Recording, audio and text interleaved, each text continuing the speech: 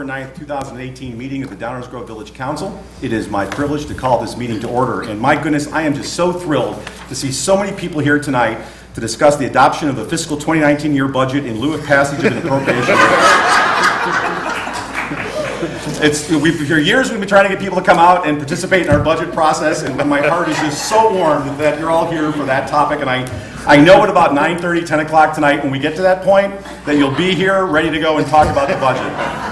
So that's really great. As mentioned, it's my privilege to call this meeting to order. There are copies of our agenda on either side of the room. If you haven't already done so and would like to, please pick one up. You can follow along with tonight's proceedings. There will be multiple opportunities for public comment, both with respect to items that are on tonight's agenda, as well as a segment that is now under item 7 that is reserved for public comments of a general nature. At that point in the evening, any residents in the audience who have any questions or comments of a general nature with respect to things not on tonight's agenda, the protocol is to please come to the podium, introduce yourself, and we welcome hearing from you at that time. But first, it is our proud custom to begin our meetings by reciting the Pledge of Allegiance, so I would ask everyone present to please rise and join us in the pledge. I pledge allegiance to the flag of the United States of America and to the republic for which it stands, one nation, under God, indivisible, with liberty and justice for all. Thank you very much for joining us. And now I'd like to ask our fine village clerk, April Holden, to please call the roll. Commissioner Wallace? Here. Commissioner Earl? Here. Commissioner Waldeck? Here. Commissioner White? Here. Commissioner Jose? Here. Commissioner Barnett? Here. Mayor Tully? Here. Thank you very much. That brings us to item 3, which pertains to the approval of minutes from prior council meetings. We have one set of minutes to review and approve tonight. If there are no changes, corrections, or comments on our October 2nd, 2018 minutes of our regular council meeting, I will entertain a motion to approve, please. Mr. Tully, I move the council approve the meeting minutes from October 2nd, 2018 as presented. Second. All in favor? Aye. Any opposed? Minutes are approved. That brings us to item 4, which was reserved for proclamations. And I'm proud to say we have a number of proclamations to read tonight. And all the recipients of the proclamations, again, could not be more excited to have such a jam-packed audience to hear about their accomplishments and their missions and the important topics that are the subject of the proclamations. So first, you may have noticed that there are some white lab coats in the audience, and those of you that are familiar with Midwestern University, the Chicago College of Pharmacy is located in our community, and we're always honored and glad to have our pharmacy students here for the proclamation honoring American Pharmacists Month. So without further ado, whereas pharmacy is one of the oldest of the health professions concerned with the health and well-being of all people, and whereas pharmacists are specifically educated with a focus and level of expertise on medication therapy that exceeds that of other healthcare providers, and are ideally suited to work collaboratively with other healthcare providers and patients to improve medication use and outcomes by providing services through medication therapy management. And whereas the Midwestern University Chicago College of Pharmacy graduates approximately 200 qualified pharmacists yearly who go on to enter the healthcare system to practice patient-centered care. And whereas the Midwestern University Chicago College of Pharmacy has developed a program called NALAX Now, an opioid overdose education and naloxone distribution program. And whereas the American Pharmacists Association and the Illinois Pharmacists Association have declared October as American Pharmacists Month. Now, therefore, I, Martin T. Tully, Mayor of the Village of Downers Grove, do hereby proclaim October 2018 as American Pharmacists Month in the Village of Downers Grove, and urge all our citizens to acknowledge the valuable services of pharmacists to provide safe, affordable, and beneficial pharmaceutical care, services, and products to all citizens.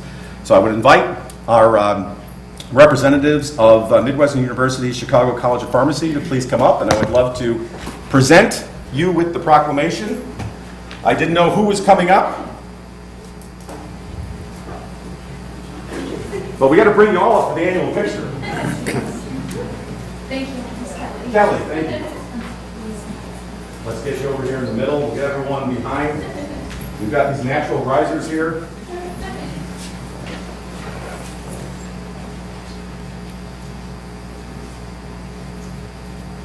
All right, almost there. All right.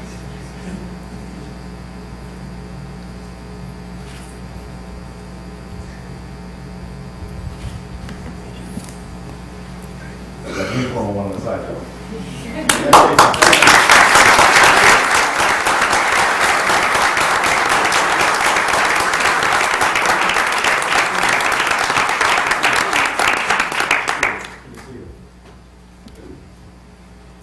So good evening, everyone. Mayor Tully, commissioners, and residents of Downers Grove, on behalf of the American Pharmacists Association Academy of Student Pharmacists at Midwestern University, Chicago College of Pharmacy, I thank you for proclaiming October as American Pharmacist Month in the village of Downers Grove. The purpose of this proclamation is to recognize the service of pharmacists to our community.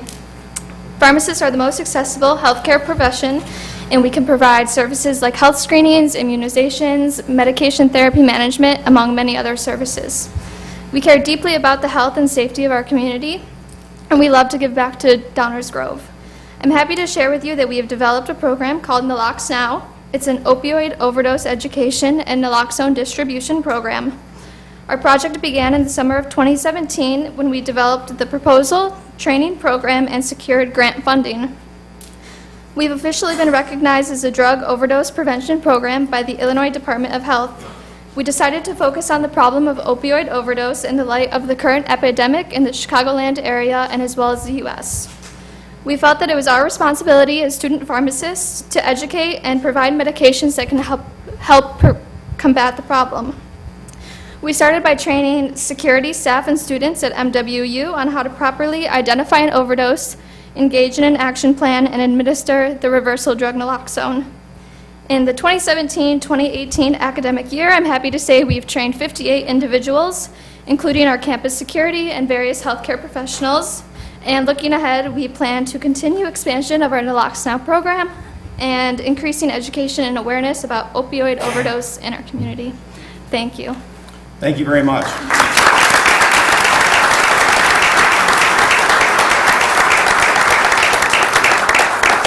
And for the record, that was Kelly Moran, pharmacology candidate, class of 2020. And really want to congratulate you and all the students and others from Midwestern University on your efforts to play a part in combating the opioid scourge that we have here in DuPage County and throughout other areas, unfortunately. It's long been said that it really takes a multi-pronged, multifaceted approach at many different levels in order to attack the problem, and we're very grateful for your efforts to be a part of that. So thank you very much for what you do. Now, moving on to the next proclamation, the pharmacists aren't the only people wearing a uniform in the room. You may have also noted that we have representatives here from the leadership of the Downers Grove Fire Department, and we're always glad to have you. Thank you very much. And the reason for that is that the next proclamation pertains to Fire Prevention Week in the village of Downers Grove, which, as Commissioner Jose highlighted and teased last week, there are a number of different activities coming up, which I'm sure our fire chief will tell us about after we present the proclamation. Whereas the Downers Grove Fire Department sponsors an annual fire prevention program, and whereas the Downers Grove Fire Department's primary concern and interest is the protection and safety for life and property in the village of Downers Grove, and whereas the Downers Grove Fire Department renders a vital public safety and prevention service in the village of Downers Grove, and whereas the observance of Fire Prevention Week provides an excellent opportunity for individuals to check for fire hazards, test smoke detectors in their own homes and businesses. Now, therefore, I, Martin T. Tully, Mayor of the Village of Downers Grove, do hereby proclaim the week of October 7th through 13th, 2018, to be Fire Prevention Week in the Village of Downers Grove. And I'd like to ask our Fire Chief, Pindelski, to please come up and accept the proclamation.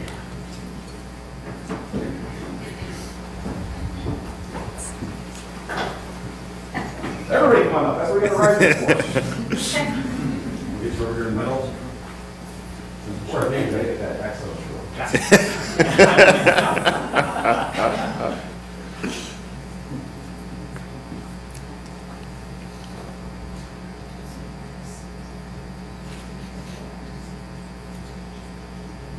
Please, thank you. Thank you.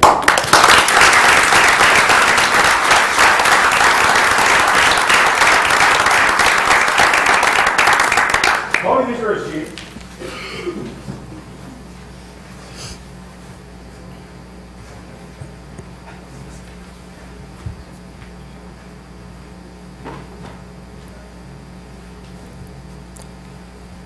Thank you, Mr. Mayor and Council, for this opportunity to speak this evening and for recognizing Fire Prevention Week 2018. Last year, over 1.3 million fires were reported in the United States. These fires resulted in 3,390 civilian deaths and over $10.6 billion lost. Every 24 seconds, a fire department responds to a working fire somewhere in our country. Every 34 minutes, someone sustains an injury due to fire, and a life is claimed every 2 hours and 40 minutes due to fire. Many measures, which are often very simple, can be taken to reduce these losses significantly. Our community is not exempt from this. During Fire Prevention Week, we resolve to protect ourselves, our families, and our communities from fire. This week presents opportunities for businesses and families to learn about ways to protect themselves in case of fire and to help raise awareness of the steps that we can all take to prevent fires. We use this week to encourage all citizens to install and maintain smoke alarms as well as sprinkler systems when applicable. Change smoke alarm batteries on a routine basis. Develop and practice a fire escape plan that includes at least 2 ways out of every room, and follow safe practices in our everyday lives. As we mark Fire Prevention Week by recommitting to awareness and preparedness, we also extend our thoughts to all those who have been affected by fires. Their sacrifice will never be forgotten, and in their memory, let us rededicate ourselves to preventing tragedy before it strikes. The fire department will be participating in 2 special events this week that I would like to invite all to attend. Tomorrow, Wednesday, is our annual night at the firehouse, taking place from 6:30 to 8:30 p.m. at Fire Station 105 at 6701 Main Street. This is an opportunity to attend safety demonstrations, learn more about your fire department, and it will give you a chance to meet our great firefighters. Friday, October 12th, will mark the 24th annual Fire Department Silent Parade, which is dedicated to firefighters and civilians who have lost their lives due to fire. The parade will start at 7 p.m. in Hinsdale and will pass through Downers Grove on Maple Avenue at about 7:15 p.m. We look forward to seeing everyone at these events. Thank you once again.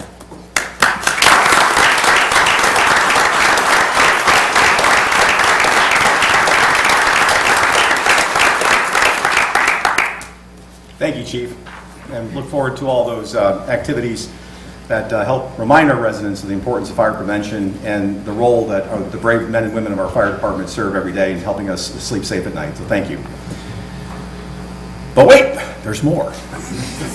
The next proclamation pertains to the Downers Grove Historical Society, which I have heard is celebrating a bit of an anniversary, but I don't want to be a spoiler on that.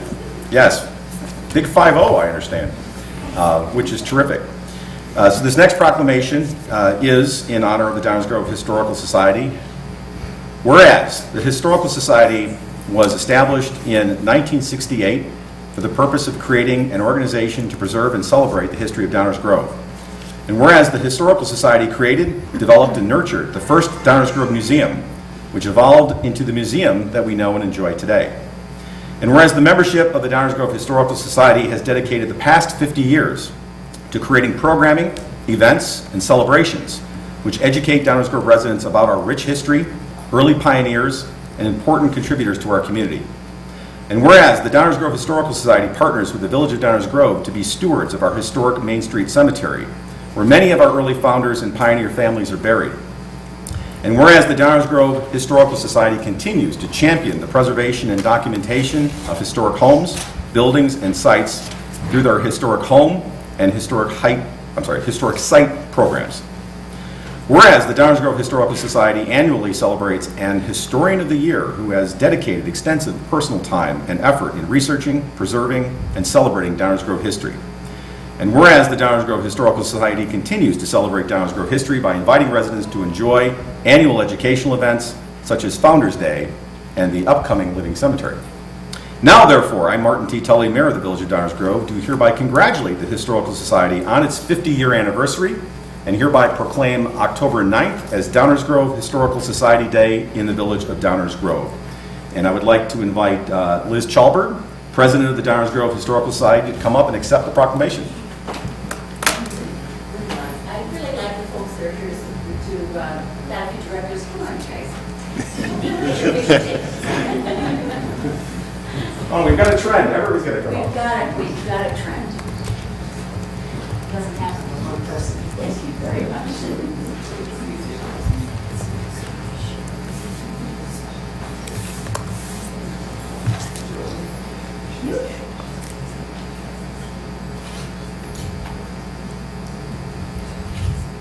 Congratulations.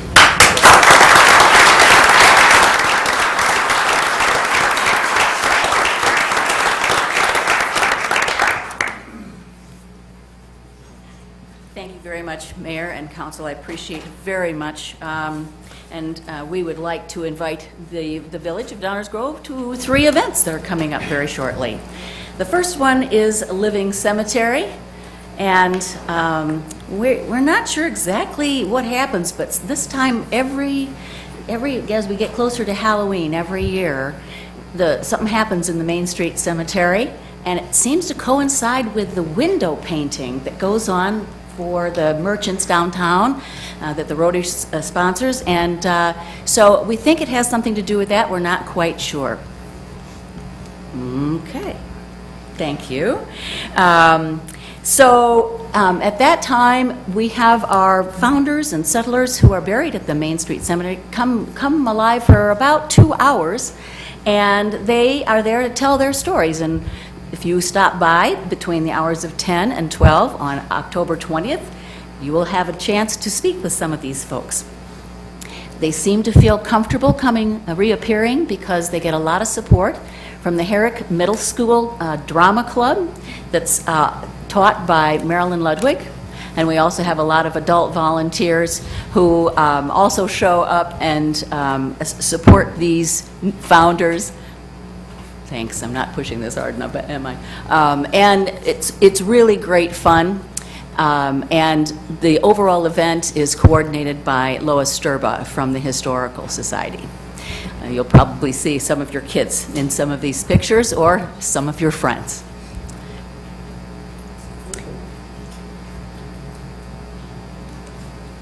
We have a great turnout, and we're expecting another great turnout this year. I think that person looks familiar. So please stop by October 20th between 10 and 12 and visit with some of our founders. And next, you can come right across the street at 12:30 that day and help us celebrate this building. It is the 2018 historic site that the Downers Grove Historical Society is commemorating. It was built, there we go. It was built approximately in 1894, and that's when Conrad Penner emigrated to the United States from Germany. He brought his skills as a harness maker and opened up I'm not even touching this. Must be the ghosts. Okay. Let's go back. Thank you. I'll just go like this. He brought his skills as a harness maker to Downers Grove and opened up his first shop on the corner of Main and Curtis, and then moved his shop to the we'll call it 5221 building on Main Street in about 1920 and added his name to the top of the building. So, I'll go ahead. He sold things like horse harnesses and saddles and horse robes and whips and fly nets and brushes, lap dusters, stock feed, cow cure, and bag balm. And that just all went to support the farmers in the area at the time. And then times changed, and he needed to update his merchant wear, so he added tires and automotive supplies and children's and adult shoes and shoe repairs. And he ran the business for 30 years in Downers Grove, was married, raised 5 children, lived on Maple Avenue, and is buried in the Oak Hill Oak Crest Cemetery just west of town. We'd hope that you'll stop by on October 20th, 12:30 p.m. to attend a brief ceremony. We will dedicate the plaque that has been already actually installed on the building, and will commemorate the contributions that this hard-working structure has made to the economic health of the downtown. And finally, next, we are going to have a party to celebrate the Historical Society's 50th anniversary. And we'd like everybody to come. It's going to be November 3rd, between 1 and 3 p.m. at Altar Brewing. It's a short party, but we're going to go back in time a little bit and talk about how we got our start, a little history of the Historical Society. And we'll talk about what may have been motivating folks back then to want to hold on to some of our history. There's a lot of great, many of you here are going to recognize some of these stores and buildings, and we'll have a lot more pictures at the time. It'll be fun. We'll also take an opportunity to celebrate our Historian of the Year, Joyce Tamia. And we want to encourage you to keep your eyes open on our website, which are posted here, website, our Facebook page, or you can go directly to Eventbrite, and that's dghs-50th.eventbrite.com, and sign up. It's very limited seating. We're only allowed to invite 75 people, so we hope you will take an opportunity and come and have some fun. Thank you.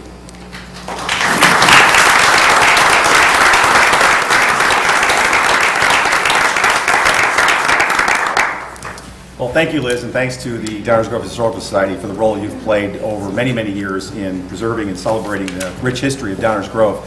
And I want to just say for the record and share with my colleagues that we have received the official request from the Downers Grove Historical Society to look into potentially landmarking the museum, the cemetery in downtown Downers Grove, which, unlike many things that are under the purview of the Downers Grove Park District, the cemetery is actually under the village's purview. And I think that would be an excellent idea. So we've already discussed it with village manager Dave Fieldman about looking into how we go about doing that. Since it is not a structure, and technically no one has ever lived there, it's a little different, but there probably is a path that we can pursue, and thank you for the suggestion, and we're looking into it. Thank you. Last but not least, I have a proclamation in support of Community Planning Month. There's an old saying that if you fail to plan, you plan to fail. And one thing that we take very seriously in Downers Grove on many different levels is planning. And a big part of our planning comes from the Community Planning Department, which is aptly named. So this proclamation is in support of that. Whereas change is constant and affects all communities, and whereas community planning and plans can help manage this change in a way that provides better choices for how people work and live. And whereas community planning provides an opportunity for all residents to be meaningfully involved in making choices that determine the future of their community. And whereas the full benefits of planning requires public officials and citizens who understand, support, and demand excellence in planning and plan implementation. And whereas the month of October is designated as National Community Planning Month throughout the United States and its territories. And whereas this year's theme is housing as community infrastructure. And whereas we recognize the many valuable contributions made by professional community and regional planners of the Village of Downers Grove, and extend our heartfelt thanks for the continued commitment to public service by those professionals. Now, therefore, I, Martin T. Tully, Mayor of the Village of Downers Grove, do hereby proclaim the month of October 2018 as Community Planning Month in the Village of Downers Grove, in conjunction with the celebration of National Community Planning Month. And here to accept this fabulous proclamation is our very own Director of Community Planning, Stan Popovich.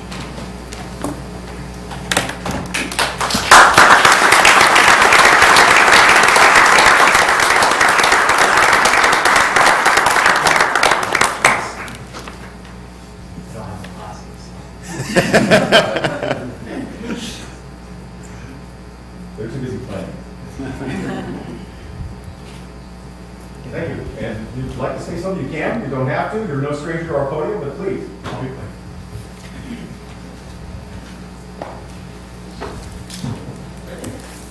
I'd like to thank the mayor and the village council for the proclamation. Housing as community infrastructure is very important to the planners here on staff. The comprehensive plan talks about housing and the importance of housing and how it's a key facet of the village. We see a lot of residential redevelopment with new homeowners moving into town, and also those existing homeowners are reinvesting in the community, which is really great. We strive as a planning staff to provide different types of housing, whether that be apartments, single-family residential, townhomes, and even up to senior living and everything. So we look for the whole gamut of housing to provide that in the community. I'd like to thank our planning staff, Scott Williams, our senior planner, Flora Ramirez, our planner, Devin Campshire, our planning intern, and also like to thank our community planners and volunteers on the Plan Commission, Architectural Design Review Board, and Zoning Board of Appeals who spend the evenings similar to you here listening to staff speak. A couple of different former board members here and some other board members here in the audience. I'd like to thank them as well. Once again, thank you for the proclamation. Thank you, Stan.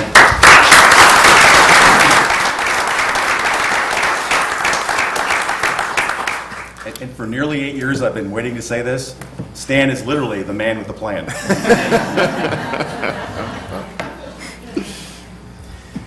Okay, good thing there are term limits. All right, then that's thank you very much for your the proclamations. I think that's very important that they had a wonderful audience to receive each and every one of them. The next item on our agenda is the mayor's report, and we've moved a few things up tonight, as I'll mention in a little bit more detail in a moment. But on the mayor's report tonight, I'd like to do a couple of things. First, a very important thing, which is to appoint and reappoint a number of resident volunteers to our numerous boards and commissions. Many folks know here the Village of Downers Grove depends very heavily on the input and assistance from the volunteers that sit on a number of our different boards and commissions, well over a dozen of them. And these folks provide input to us on a variety of different topics, from land use to liquor sales to community events to environmental issues to technology to stormwater, so on and so forth. And we greatly appreciate all their service. And every year we have a period of time where there are folks whose terms are up, or for whatever reason, folks who no longer can serve, life changes, and we get to appoint new people and reappoint folks. So we have the appointment or reappointment of, I believe, about 17 different people tonight. I know some are in the audience. Normally I can spot you right away, so please forgive me if I haven't spotted everybody who might be here tonight. But I want to say in advance, even before we entertain the motion, how important it is and how grateful both the Downers Grove Village Council and the community and staff are for all the wonderful volunteers that we have who serve on our various boards and commissions. And then as a heads up, I'm going to exercise a little executive privilege, and we're going to move up item 13, which is council member reports. Since we have such a wonderful audience here tonight, if there are things that folks want to report out, we can do that quickly, a little bit earlier rather than later this evening. So with that, I will ask our village clerk, April Holden, once again, to please read the resolution appointing and reappointing members to village boards and commissions. A resolution appointing and reappointing members to village boards and commissions. Whereas Mayor Tully has made the following appointments to village boards and commissions, now therefore be it resolved that the Village Council of the Village of Downers Grove does hereby confirm the following appointments. Architectural Design Review Board, reappoint Kareen Axe to a 3-year term expiring August 31, 2021. Board of Fire and Police Commissioners, appoint Thomas Bondi as chair to a 3-year term expiring August 31, 2020. Community Events Commission, reappoint Michael Cubes to a 3-year term expiring August 31, 2021. Appoint Soraya Faber to a 3-year term expiring August 31, 2021. Environmental Concerns Commission, reappoint Elizabeth Peloso to a 3-year term expiring August 31, 2021, and also as chair. Appoint Lynn Bament to a 3-year term expiring August 31, 2021. Library Board, appoint Carissa Dougherty to a 6-year term expiring August 31, 2024. Liquor Commission, reappoint Jeffrey Jacobson to a 3-year term expiring August 31, 2021. Appoint Jacob Hefner to a 3-year term expiring August 31, 2021. Stormwater and Floodplain Oversight Committee, reappoint William Wicklander to a 3-year term expiring August 31, 2021. Appoint Ryan Delves to a 3-year term expiring August 31, 2021. Plan Commission, reappoint Amy Gasson to a 3-year term expiring August 31, 2021. Appoint Don Rickard as chair to a 3-year term expiring August 31, 2021.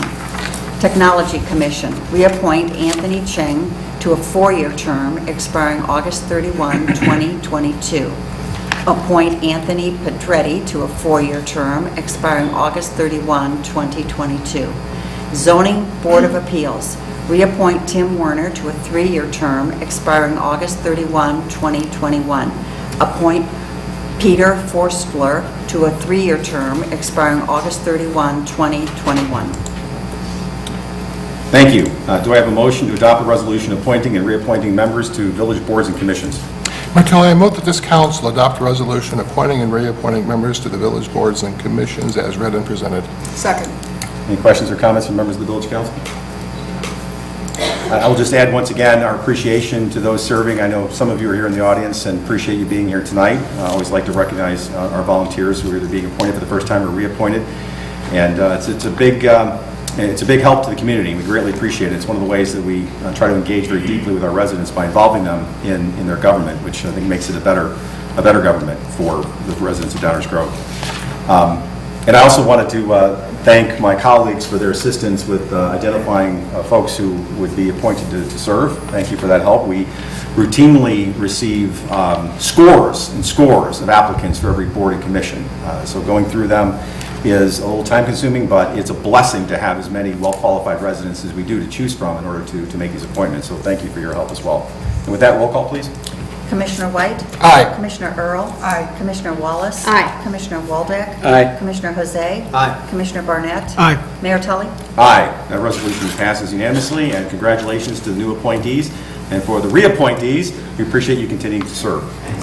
With that as mentioned, we're going to move up item 13 really briefly. This is an item that pertains to council member reports. This is an opportunity for members of the village council to report out on either items of interest or other goings on in the community, or to report out briefly on anything that might be of pertinence to the village stemming from their role as liaisons to other public bodies. So I'll start with Commissioner Barnett to my left. I have no report, Mayor. Thank you. Commissioner Earl. Yes, I have a report, Mayor. The Downers Grove Organic Gardeners will meet from 7 to 9 p.m. on October 17th at the Downers Grove Firehouse. This is a location change at 5420 Main Street for a program by Mike Novak. Mike is a radio talk show host for 1590 AM WGCGO, and his topic is "That Ain't No Way to Treat a Tree." This is a return visit for Mike. A few years ago, he presented his Guys on Grass program, and the reports were it was very entertaining and informative, and they're hoping for a repeat performance about trees. Everyone is welcome, and they would love to see everybody that night, 7 to 9, October 17th, at the Downers Grove Fire Station number 2. That's Thank all, you, Mayor. Commissioner. Thank you. Commissioner White. No report. Thank you. Commissioner Jose. No report, Mayor. Thank you. Thank you. Commissioner Waldeck. Thank you, Mayor. The Downtown Management Corporation met last Thursday. They selected officers. Congratulations to Phil Stromberg, who's the new chair. Erin Venetia was chosen to be the interim executive director, and I'm sure she'll do a great job. Discussions include some items that will be coming up before the council before too long, including parking. That's all I have, Mayor. Thanks. Thank you, Commissioner. And Commissioner Wallace. I do have a report, Mayor. Thank you. Only because Saturday, October 20th, which is the same day as the Living Cemetery, is one of my favorite days in Downers Grove because there's so much going on. You can start your day off by going to the Navigate Annual Pancake Breakfast, which is at Ballydoyle from 8 to 11. There's a contribution asked, $7 for adults, $3 for kids 12 and under, and children under 2 eat for free. When you're done with the breakfast, you can make your way over to the Halloween window painting. So you can check in at 933 Curtis Street. If you bring canned donations for Fish Pantry, you get your paints for free. Please bring your own brushes.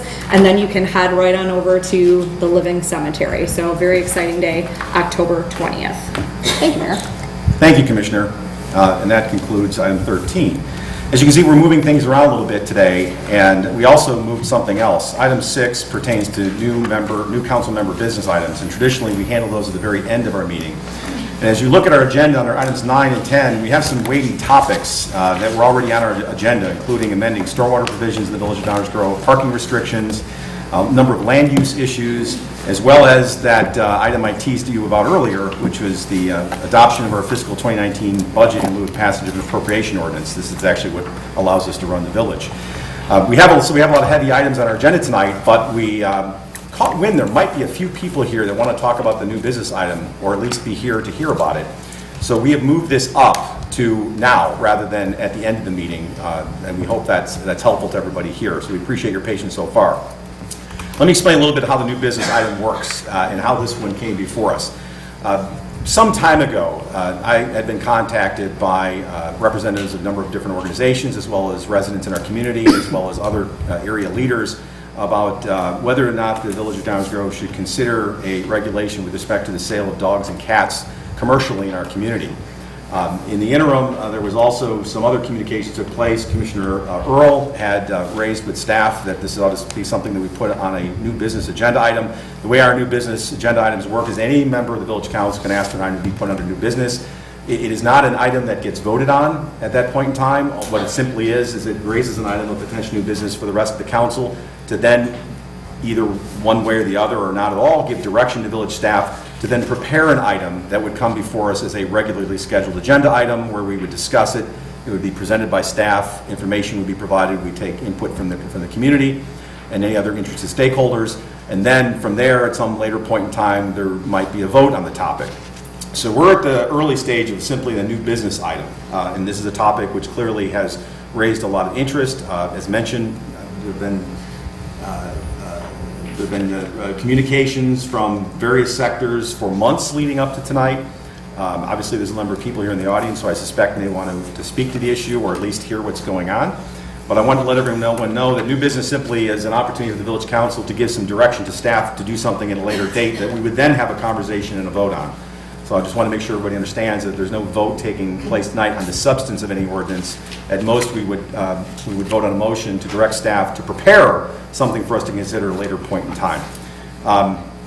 So what I'm going to do is I'm going to raise I talked with Commissioner Earl, and she was kind enough to sort of let me front this issue. Normally, I'd let the commissioner that raises the issue do that, but I have had the opportunity to speak to most of my colleagues about this topic.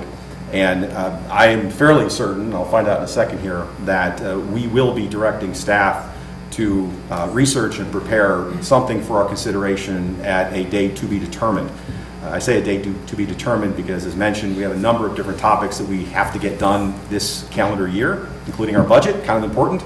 And while this issue is clearly equally important, it is something that we will get to as soon as we can. But my suspicion is, what I understand is the council will be directing staff to research the topic, get more information from us, including gathering information from interested stakeholders, members of the community, different organizations, et cetera, and that direction will be given, and at some date in the future, we will have a formal agenda item to be workshopped and then potentially voted on at a later point in time. So that being said, I want to get a handle on those who are here who plan to speak to the topic of a potential regulation in the Village of Downers Grove regarding the sale of dogs and cats. By show of hands, just let me know who is planning to speak. Okay, thank you. I think that's pretty manageable. Normally we have I don't even know what our limit is because I've never imposed it, but normally we have no more than a 3 or 5 minute limit for speakers, and literally in almost 8 years as mayor, I've almost never had to cut anybody off. You can see there's a number of people who want to speak, so I would just ask that maybe people self-regulate and try to keep their comments as brief as possible out of respect for the other folks that want to speak. That way we can hear from everyone. If someone has already made your point, it is going to be heard and understood. There's no reason to repeat it. But I know there's a lot of people that are very passionate and interested in this topic and want to communicate with us, and we're certainly welcome that. And where we're going to do that is we're going to address the new business item as I just described it now, and then immediately following it we have public comments, which is item 7. And as I mentioned earlier, traditionally we use public comments to talk about things that are not on tonight's agenda, but with the permission of my colleagues, what we will do is allow that to be the section where anyone who wishes to speak to that topic can do so immediately following the conclusion of new business. So I will just ask Commissioner Earl, if it's okay if I just ask the remainder of the council, is the consensus of the council that we should direct staff to research a ordinance or research options for regulating the sale of dogs and cats in the Village of Downers Grove? I'll just open it up to my colleagues. Well, yeah, all right, fair enough. Commissioner Jose raises a good procedural point. Would someone like to make a motion to that effect? I would like to make a motion that we direct staff to research options for regulating the sale of dogs and cats in the village of Downers Grove. Second. All right, we have a motion and a second. Any discussion from the village council? Hearing none, we'll just do a voice vote. All in favor, say aye.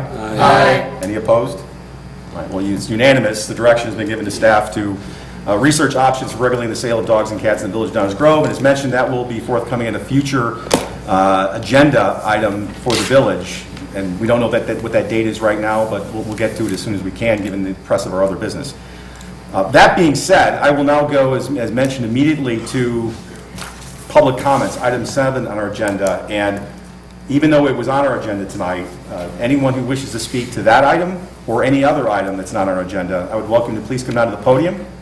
Let us know who you are, and we would welcome hearing from you.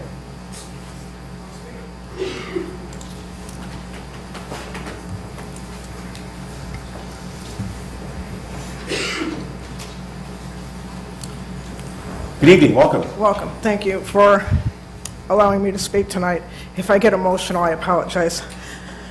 I bought a dog from Happiness's Pets in Downers Grove in July of 2016.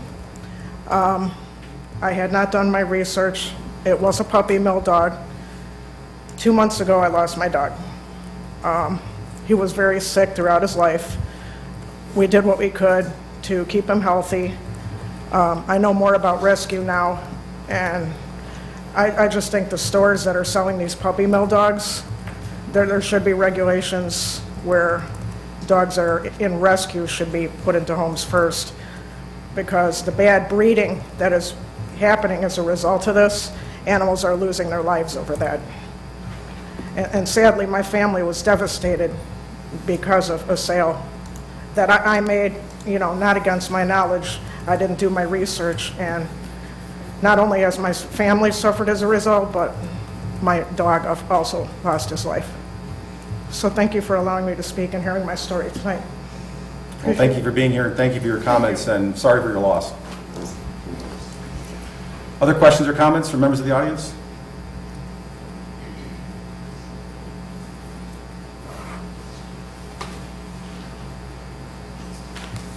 Good evening, welcome. Good evening. Thank you so much for having me.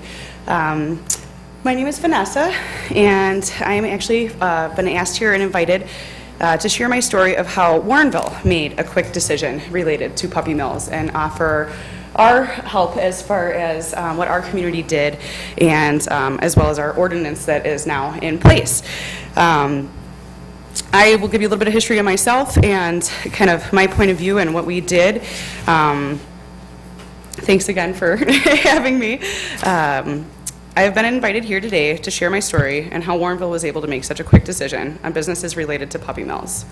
I have come from over 100 years of Iowa farm stock. I went to school in Minnesota to become a veterinary technician and have spent more than 10 years working in clinics and shelters. I truly consider myself an animal advocate as well as a humanitarian. With the world's awareness quickly shifting and many issues such as puppy mills are not just the focus of Downers Grove. In Warrenville, the community organized daily protests in front of Happiness's Pets as soon as the doors opened. The reason being the spotty history of the company and its inability to prove or disprove its relationship with puppy mills. Our community expressed our deep concern for the well-being of the animals sold at companies such as these. Obviously, many people attended city council meetings, wrote letters, and voiced our concerns. After only a few meetings, we were able to make a very quick decision, and the ordinance was passed in 2016 by Mayor Brumley. The fact is, we're depending on government agencies, such as the United States Department of Agriculture and our local governments, to take a little closer look at this. The USDA does not have the time, the people, or the power to research, look at, approve, and actually pass legislation on these thousands of puppy mills that exist in our country. The fact is, we need our communities to step in and help. Our community expressed, It is up to us as the consumer to be conscious about the products we buy. That's right, I said products. Animals are still considered a person's property by law, just as much as a car. Yet the law requires full disclosure for any car sale. Any product you buy at the store is correctly labeled. So it's crazy, is it so crazy to think that we have the right to know where these animals came from and how they were treated? After all, we're not talking about a car or a bottle of shampoo. We're talking about living creatures. As many will explain today in more detail, there are responsible breeders out there that are being negatively affected due to the heightened awareness of puppy mills. It is part of my job on a daily basis to help educate the public on the difference. Not to mention all the animals we have in shelters waiting for their forever homes, many of which came from pet stores due to a quick buy during the holiday season, a birthday, or just the need for instant gratification. We are not just talking about the health and well-being of overbred females, puppies without medical care, unknown sources, inadequate shelter and food. We are talking about the well-being of our community. Now more than ever, with the world's current issues, we have to stick together as a strong community and make it important to know what we will support. I am not just a supporter of Warrenville, I'm a supporter of the entire Chicagoland area, of Illinois, of our country, of all the animals' rights in the world. Thank you very much for your time and listening to how Warrenville was able to make such a quick decision on an issue of puppy mills. I hope that the ordinance is passed in Downers Grove and your community will join the forward movement of the humane treatment of animals. Thank you, Vanessa.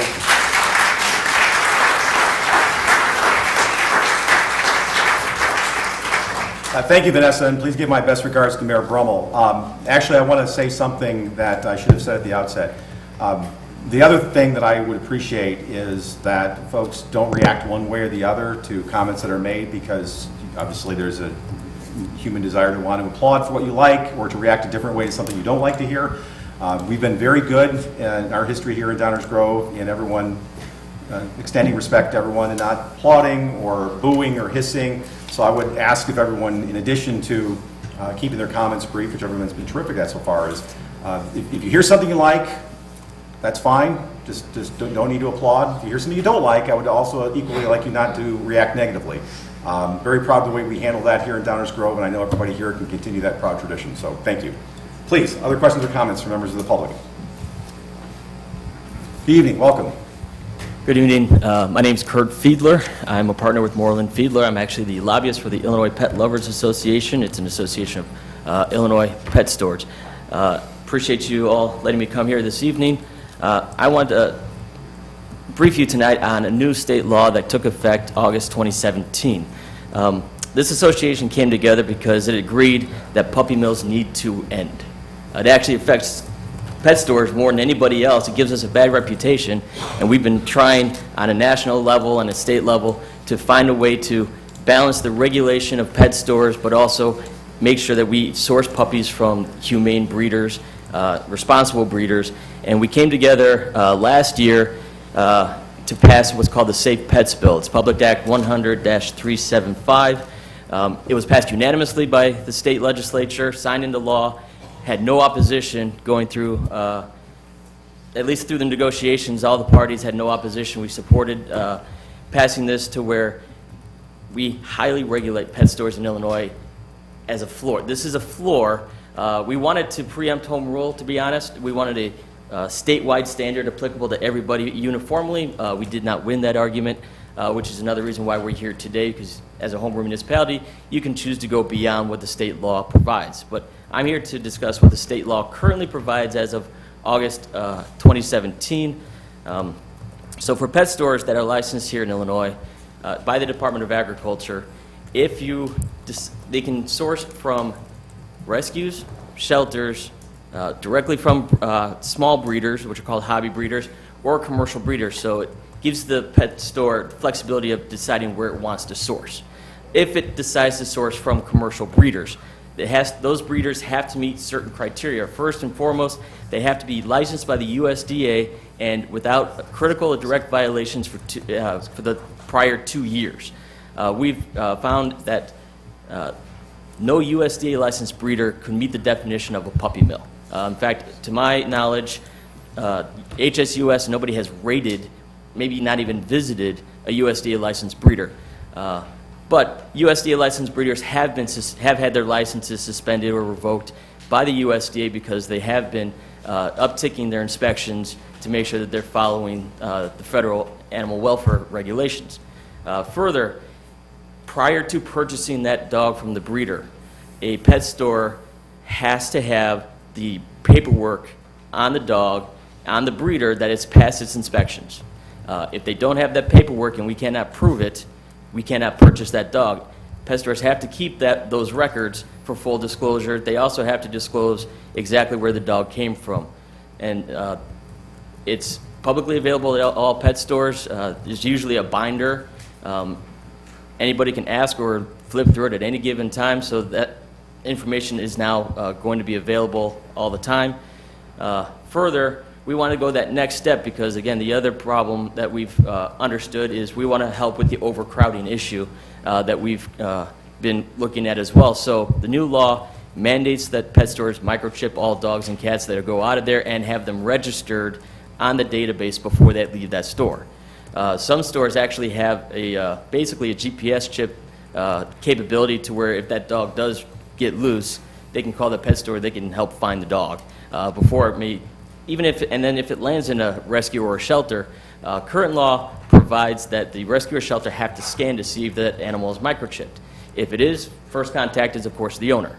If the owner says, well, no, we can't handle the dog anymore, a secondary contact is now actually the pet store. They can call us, we can come and agree, we'll come grab the dog, and we can rehome the dog through our network as well. So we are trying to help address that issue as well.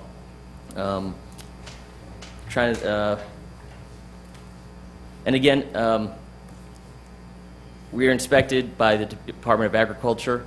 If we are found in violation, we are subject to fines, and we are subject to lose the business license in Illinois to where we will be shut down. So there is a penalty component to that as well. We want to make sure that the industry evolves where it should be going. And we decided we want to be a positive component of that. And so we negotiated the state law with HSUS, with the State Veterinary Medical Association, with Animal Control. At the end of the day, City of Chicago and Cook County were involved as well. And that's why at the end of the day, we all signed off. Some were neutral, some were supportive, but there was no opposition. Passed unanimously, signed into law. This actually follows other municipalities that have passed similar ordinances before we passed the law, like Orland Park, Chicago Ridge, Arlington Heights, Hoffman Estates, and recently the city of Joliet. This is actually becoming a more national trend. There are at least 6 other states with this standard as well. In fact, the state of Ohio just, when we passed ours in 2017, it was the strictest of any state that had this standard. Ohio couldn't live with that apparently, and they actually passed a law this past summer that enhanced the standards on their actual breeders in terms of cage height, no stacking, how many times a female is bred. It's very comprehensive to where all the parties involved, including HSUS, signed a MOU saying that they won't go back for 10 years. That's how good of the standard it was. That just took effect, and it says that any pet store in Ohio cannot purchase from any breeder in state or out of state that don't meet that standards. So again, this standard is evolving. It's always going to get better. And then again, if there are any changes and enhancements at the federal level, those will apply to Illinois as well, because that's how the state law reads. They have to be USDA licensed. They have to meet the federal standards. If they change, so do the requirements on us. Lastly, on the inspection reports, I got to make sure I get this point in. So when we initially introduced the bill, the USDA website allowed the inspection reports to be publicly available. Then Donald Trump became president and he shut it down. He cited FOIA concerns, which was a problem for all of us because we all used that website. So we said, if the USDA website is down, this is current state law, we put it in there. If the website is down and it's not available, we have to have those papers directly from the breeder or the broker. Without it, to prove that they are in compliance, we cannot buy that dog or cat. I'm happy to be a resource going forward, and I'll answer any questions that you have. Well, thank you for the information. I don't think we're, as mentioned, in a position to engage in that level of detail right now, but we certainly look forward to getting further input both tonight and over the course of time that we'll be looking into this topic, led by our village staff. Because obviously there is a process we have to follow. We'll follow that process as expeditiously as possible. I know Mayor Brumel in Warrenville quite well, and I'm sure that we can keep pace with our colleagues in DuPage County. Obviously, also reaching out to folks who are not here tonight, including our Chamber of Commerce and anyone else who might have a position on the topic. We want to make sure that we hear from as many stakeholders as possible so that we can make the decision that best fits Downers Grove. Good evening. Welcome. Hi, how are you? I'm splendid, thank you. How are you tonight? Good. I'm living in the wrong community because this is a much more civil experience than the Naperville council experience. I may have to take that into consideration. My name's Greg Gordon. I worked at Dog Patch for 15 years, and now I own Dog Patch Pet and Feed on Ogden Avenue in Naperville, Illinois. I bought the business in 2010 and immediately switched us to 100% rescue. So we are a pet store that is doing what others consider the impossible.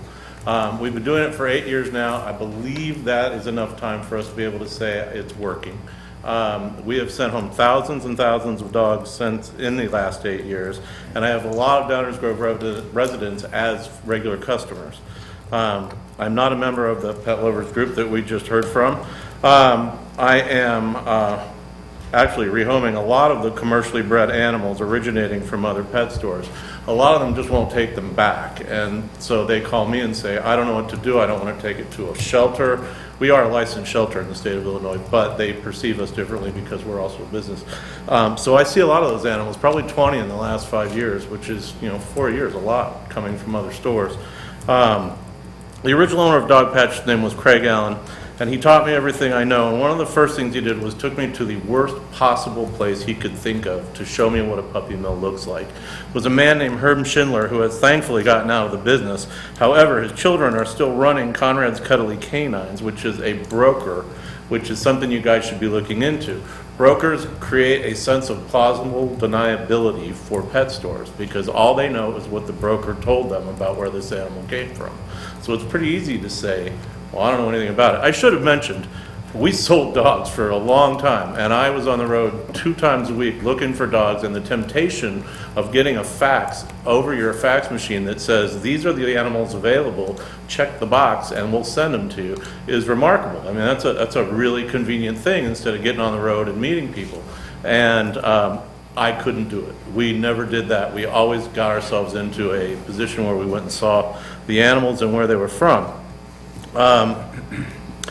This isn't just a downstate issue or a rural issue. Puppy mills are all around us, and probably the most famous up here was a place called the Puppy Store, and I always remember it because puppies was spelled wrong, in Lisle. And they literally had 105 small dogs in rabbit cages in the back room breeding. And so by any definition, that would be a puppy mill in my mind. Briefly mentioning the fact that there's a lot of discussion about the definition of a puppy mill. The one thing I can tell you for certain, that is if you've ever been to one, you don't need a definition. The smells, the sounds, the emotions that were generated by that place, I will say that we were chased off with guns, is remarkable. And these people, I think, know they're up to no good. I don't know why else you would chase people off with guns, but it's out there and it's a reality. Just wanted to say that the state of California has adopted a no pets in pet stores policy, essentially meaning no dogs or cats in pet stores. And I believe that passed very easily. Any of the laws, as in Chicago or in some of the other areas around here that have been passed in Cook County, have been upheld through most state and federal court. If they've reached federal courts, they've been upheld. This is something that can be done legally, and if it's done correctly, can be really valuable to the community. One of the questions I get on a regular basis, because for whatever reason I end up talking to politicians, is it really as bad as people say it is? And the answer is it's way worse. I would encourage your staff to dig deep. I understand we need to look at all sides of this, but there is a lot of information out there, and a field trip would be highly encouraged.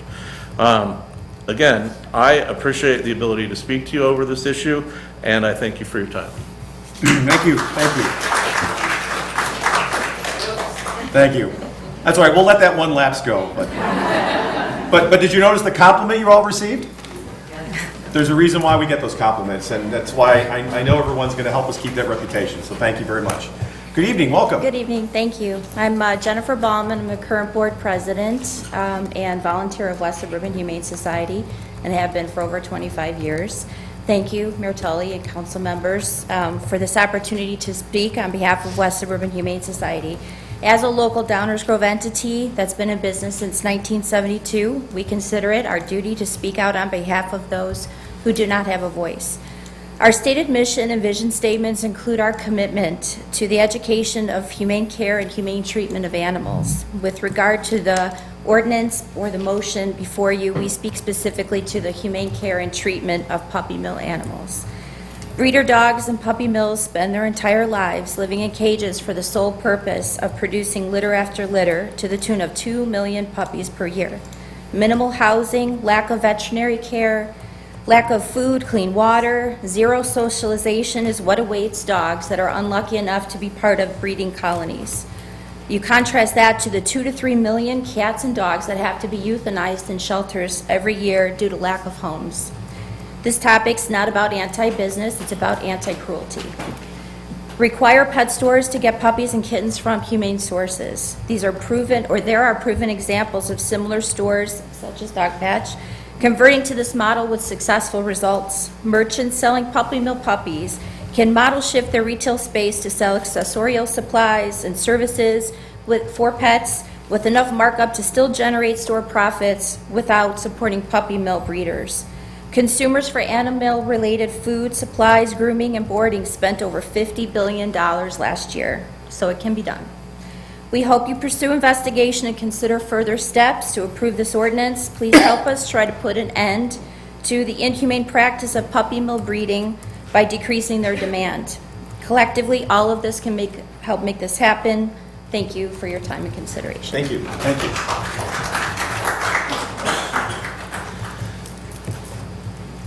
Thank you for your input, and obviously we're proud to have the West Suburban Humane Society located in Downers Grove. Well, good to see you. Good evening, welcome. Charlotte Chuck Holtzen, 5226 Carpenter Street. So I came tonight for the Historical Society. Who knew I'd be talking about dogs? As a 30-year resident, I feel like there's a lot of people here supporting rescue and about all this other stuff, but I wanted to speak about reputable preservation breeders. And there is not one reputable preservation breeder that's going to place an animal in a pet store. Not one. And we've had Newfoundlands for 30 years. All of ours have come from reputable breeders. We spend a lot of time and effort researching, going in. We're members of our Newfoundland Club of America. We're members of our regional club. We're members of our obedience club. I've volunteered for West Suburban. I see dogs that come from these places all the time. If you want to have a little bit of a look into what a puppy mill might be, and it's going to be much worse than what you'll see in the video, there is a video called Precious Newfoundlands on YouTube.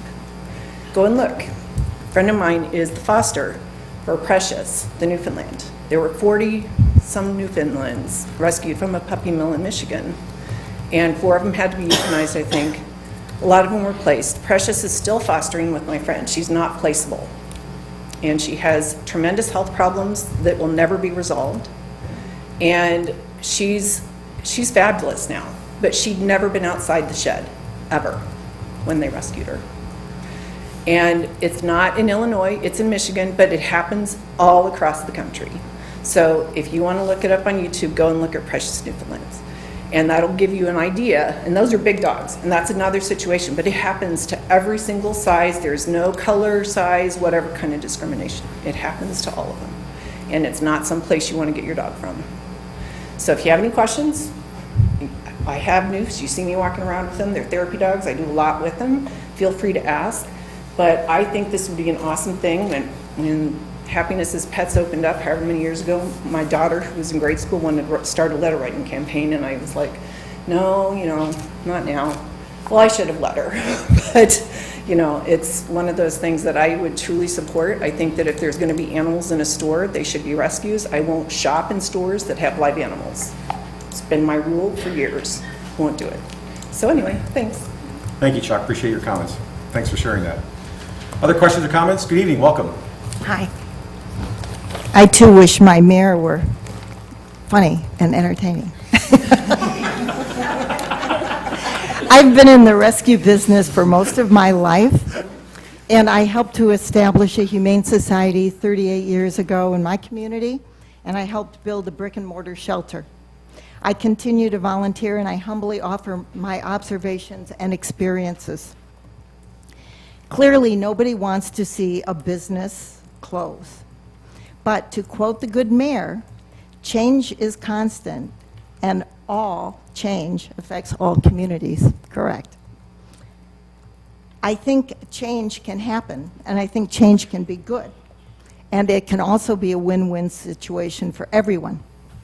Success can be shared by those who are in the pet business for profit and those who want to rescue and save lives. It's easy. However, one group directly impacted but most often left out of the equation is the taxpayer, who often ends up paying the bill when our communities have more pets than homes. I'd like to tell you how to make everybody happy. And I would like to speak for Beth Foster, who's the CEO of Anderson's Animal Shelter, who could not be here tonight, but she did ask me to speak for her. She shares. We have adoption centers up and running with both Petco and Pet Supplies Plus. We've had these since early 2017. However, we've been doing adoption events with Petco stores throughout the area for at least 10 years. I'd say the relationship is working very well. Judging by the carts full of stuff our adopters buy right after adopting a dog or a cat from us, I can't imagine that the pet shop is not profiting.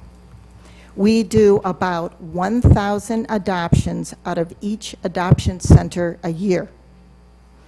I'd also like to make it clear that we are not in any way connecting responsible breeders with puppy mills. I happen to volunteer for a specific breed rescue, and for some of you that may wonder what the difference is between a pet shop that purchases stock from commercial mills and a responsible breeder, I'd like to tell you. I went to Collie Rescue of Greater Illinois' website. I got to the Collie Club of America's website, and I looked at what it takes to belong to that organization. Responsible breeders belong to these clubs. They have a relationship with their dogs. They are not kept in small cages 24/7. One cannot have a relationship with a dog when you have 50, 100 breeding dogs. There's no way you can have a relationship with that dog. I once had 4 dogs, and it was tough. It stands to the reason that when my rescue or a rescue gets used up or retired from a puppy mill, they are a mess. We see them in our breed rescue all the time. Dogs are bred every heat cycle. Many responsible breeders only breed when they have good homes waiting. Responsible breeders in these specific organizations, and I looked it up and I hope you will too, they are not allowed to sell to commercial breeders or pet shops. They require spay-neuter contracts. Pet shops do not. If ever the owner of the dog can no longer keep the dog, they are expected to return that dog to the breeder. In contrast, when one buys a dog at a pet shop, one is purchasing a pet whose entire existence is for one reason: profit. They are livestock. There is no follow-up with that puppy. There is no spay-neuter contract, thus contributing to pet overpopulation, leaving humane societies and rescue groups to clean up their mess. The shop is not going to take a puppy back 1, 5, 10 years if the owner can no longer keep them. I wanted to see how many pets are available for adoption on Pet Finder today, just so that I can kind of give you an idea of how many dogs are out there and cats needing home. Today, I looked at, just before I came, I looked at Pet Finder, And from this spot where I'm standing right now, there are 3,000 dogs needing homes and 3,700 cats needing homes. And that being brought to light, I cannot imagine what it's like to live at some of the high-kill, or work at one of the high-kill shelters who needs to euthanize dogs for cage space. It's got to be heartbreaking. Stores following the humane model help alleviate pet overpopulation, save lives, often save taxpayers' dollars. I commend Pet Supplies Plus, Petco, PetSmart, Two Bostons, Dog Patch for implementing such models. I challenge the pet shop here in Downers Grove, who have yet to join them, to accept the offer extended to them from the Humane Society of the United States. They are willing to help them implement a humane model at no cost. It is the trend of the future. You hear of more and more communities that go with a humane model for all their pet shops, and entire states are beginning to do this as well. So I'm hoping that Downers Grove will be a leader in this and really listen to your constituents. Thank you. Thank you. Thank you very much for your comments. We appreciate it. Other questions or comments from members of the audience? Yes, please. Good evening. Welcome.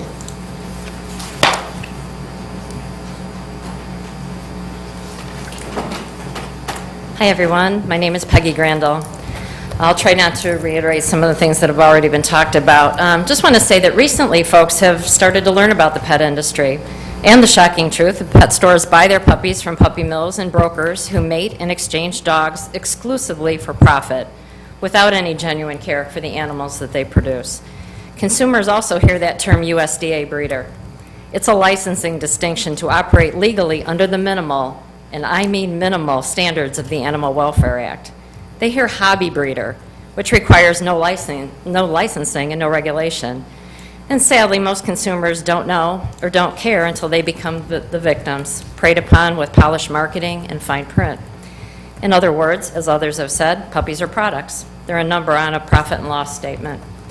They become impulse purchases with no shortage of financing options, surrendered in shelters when the buyers encounter the health and behavioral issues so pervasive in pet store animals.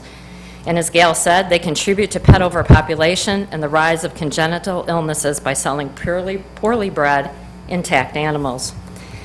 Pet stores say that consumers deserve a choice. Absolutely, and we agree. Adopting from one of the many shelters and rescues is a life-saving option in dealing with a responsible, reputable breeder. I'm in rescue, but my dog is from a breeder, my 13-and-a-half-year-old Border Collie that inspires me to do what I do, so dogs are loved like he is and not held back in puppy mills or factory farmed. You can deal with responsible breeders. They're out there. They'll be there for the life of your dog, and they will make you part of their family. Working with them is important. And by the way, I think it's important to note that responsible breeders do not produce mixed breed dogs for profit. Yet they're routinely sold in pet stores and labeled as designer breeds, Daniffs and Sheepoos and Sheepadoodles. 2 states and nearly 300 communities have enacted humane ordinances. Cook and Kane counties, Chicago, Waukegan, Crest Hill, and Warrenville, as you've heard, have ordinances that have been reaffirmed in court decisions all the way up to the 7th U.S. Circuit Court of Appeals. Where there's existing stores, as others have mentioned, there's an ideal opportunity to convert to a rescue pet business model. Business models can be changed, and I think we all saw that with Mr. Penner decided it was time to stop making harnesses for the horses. He had to do something different. That can happen in any business. Nice tie-in. Well done. And if they do that, there's a relationship that's built with the adopter, creating a customer for life and also a progressive, humane community. In Canton, Georgia, Mayor Hobgood said he received more positive feedback on this one issue than anything else city council members had proposed in his 9 years as mayor. In his words, the ordinance is a perfect example of where we, as city officials, with the support of our citizens, can truly make a difference. In Miami, Commissioner Ken Russell acknowledged they couldn't single-handedly shut down puppy mills, but the ordinance was a step in the right direction. In his words, we can't control the supply, but we can control the demand. And he added this point that Downers Grove faces today. I believe that many cities across the country are deciding whether they want to be the cities of tomorrow or the cities of yesterday. I volunteer for a group called Safe Pets for Joliet. We worked with Crest Hill on their humane ordinance. A family pet store had opened and presented many challenges to the city, including multiple consumer complaints and very serious animal welfare concerns. Once the Chicago ordinance was upheld, the city immediately moved forward with the ordinance, and it was passed unanimously last October. Heather McGuire, the city administrator, stated, "The ordinance is intended not only to reduce the demand for animals raised in large commercial settings, but also to protect unsuspecting consumers from purchasing an animal that may suffer from the health or behavioral problems because of poor care or poor breeding." You guys have a huge opportunity here, and I know that you're the strong leaders that can make a change and affect change. You're going to hear a lot of things in the coming days from both sides. I'd just like to make one comment, address something that Mr. Fiedler had mentioned about the Safe Pets Act.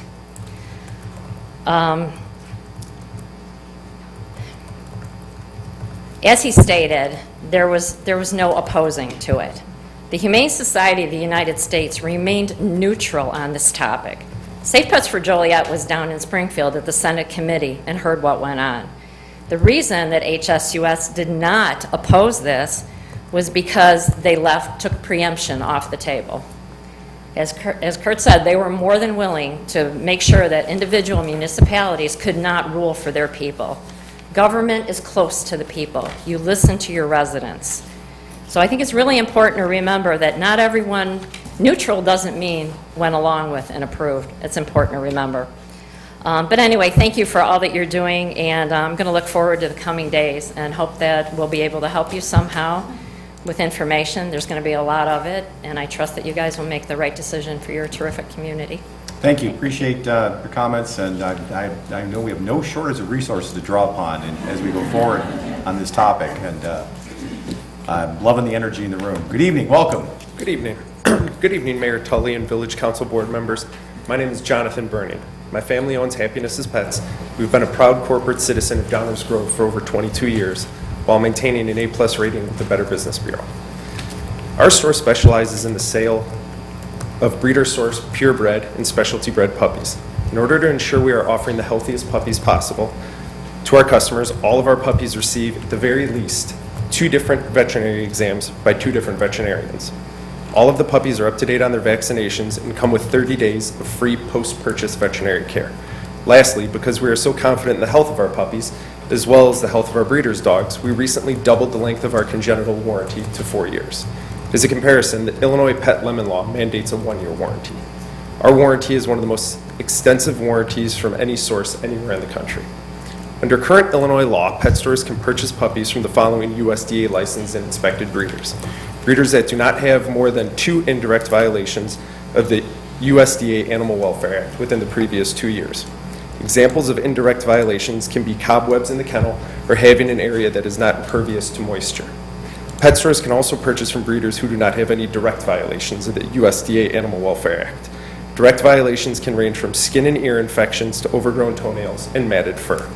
Multiple direct and indirect violations can be the kind of conditions that you would find in a puppy mill. Current Illinois law effectively eliminates puppy mill puppies from making their way into Illinois pet stores.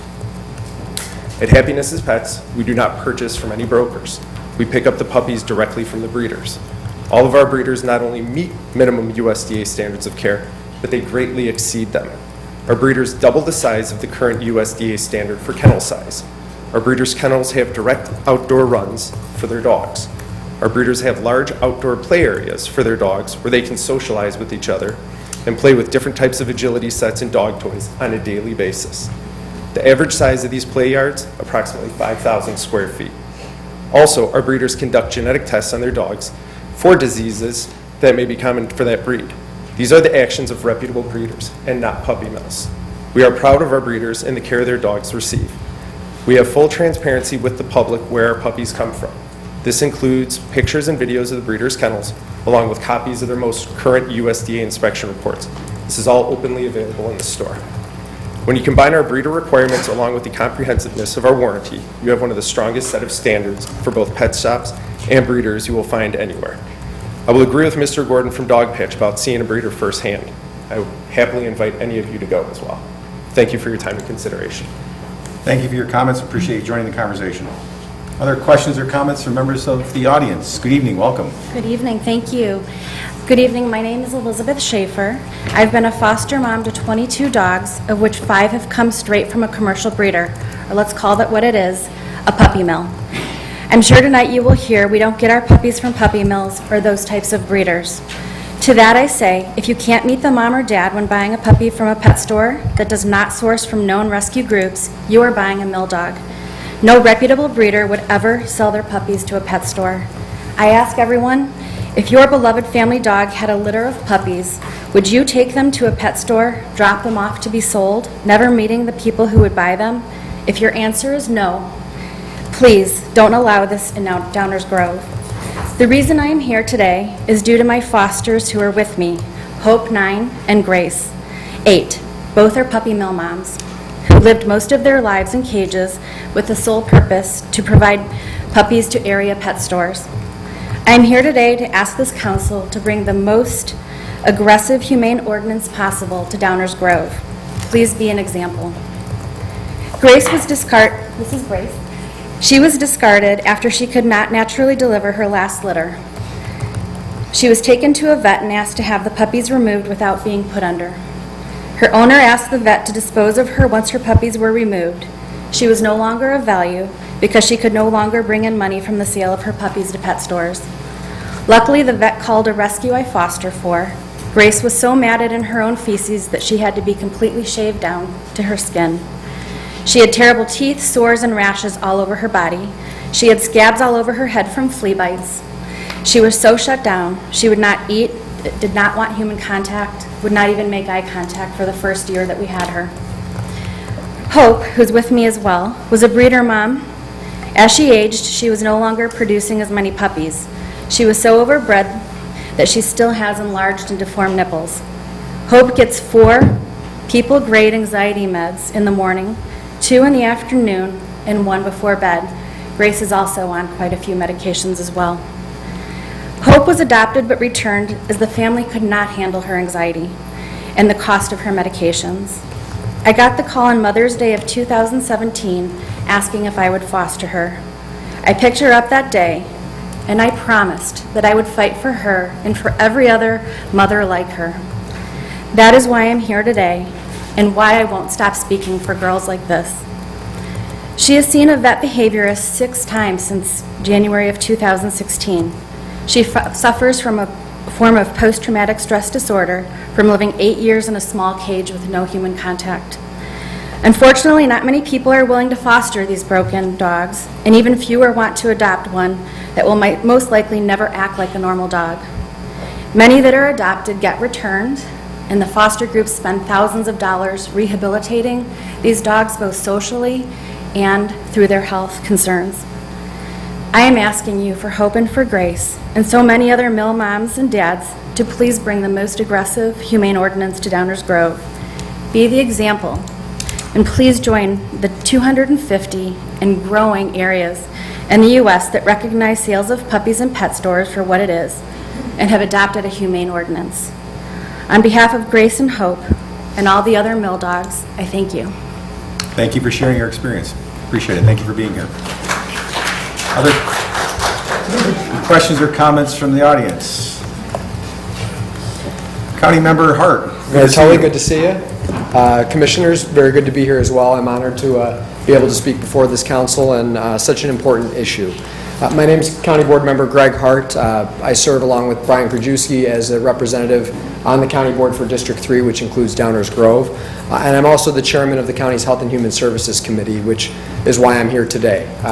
We've heard a lot of discussion around the terrible conditions that many of our beloved animals live in puppy mills. But I'm here to talk a lot about how it also impacts public health. And that, in my capacity as Health and Human Services Chairman, this is something we're exploring, and I encourage the Village of Downers Grove to do the same. Animals kept in puppy mills and catteries, including those that are USDA certified, fall under the same Animal Welfare Act guidelines as livestock animals. And I think all of us can acknowledge that even though we may have an affinity for livestock animals, we wouldn't want them necessarily living in our own home. Mill animals are often exposed to extreme temperatures, overcrowding, minimal care and housing standards, are often denied veterinary care, exercise, and enrichment. This is a recipe for physical stress, psychological stress, and a weakened immune system, which sets the stage for disease to spread. A CDC report from January of this year recently linked the most recent multi-state outbreak of the multi-drug resistant bacteria Campylobacter to pet store puppies after evidence indicated contact with puppies sold through stores to be the likely outbreak. Campylobacter is contracted by the animal upon consuming contaminated food, water, or by swallowing the bacteria upon licking or chewing a contaminated object. Animals are more likely to get sick from Campylobacter if they are sick, stressed, or have a weakened immune system. This recent outbreak lasted from January 2016 to January 2018 and involved 113 human cases in 17 states, with 23 of these patients requiring hospitalization. More alarmingly, 2 of these cases were actually confirmed by our own DuPage County Health Department to have been linked directly to pet stores in DuPage County. The CDC did not identify one common breeder or distributor as the source of these infected puppies, but Campylobacter positive results were tracked back to at least 25 breeders and 8 distributors. Multi-drug resistance was blamed on the misuse of antibiotics. Puppy mills, catteries, including those USDA licensed ones, often give a broad range of antibiotics to their animals as a means of combating less than desirable housing, hygiene, nutrition, and care. This makes it difficult for healthcare professionals to treat the human patients who contract diseases transmitted by these animals. Later today, we're going to be hearing from 2 of my colleagues, Member Brian Krajewski, as well as Dr. Barbara Hannick, who will shed a little bit more light on this issue from a county standpoint. But I think what's clear is that this is a very serious issue, not just for our beloved animals who are impacted, but also for our communities from a public health standpoint. I appreciate the opportunity to speak with you all here tonight, and I encourage the Village of Downers Grove to further look into this issue. Thank you. Thank you, Member Hart. Appreciate it. Appreciate the county participating, providing another valuable resource. Other questions or comments from members of the audience?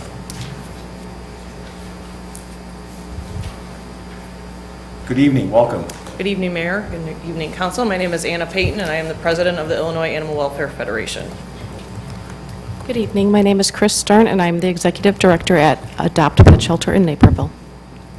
I'm Tom Van Winkle, Executive Director at the Hinsdale Humane Society. Welcome to you all.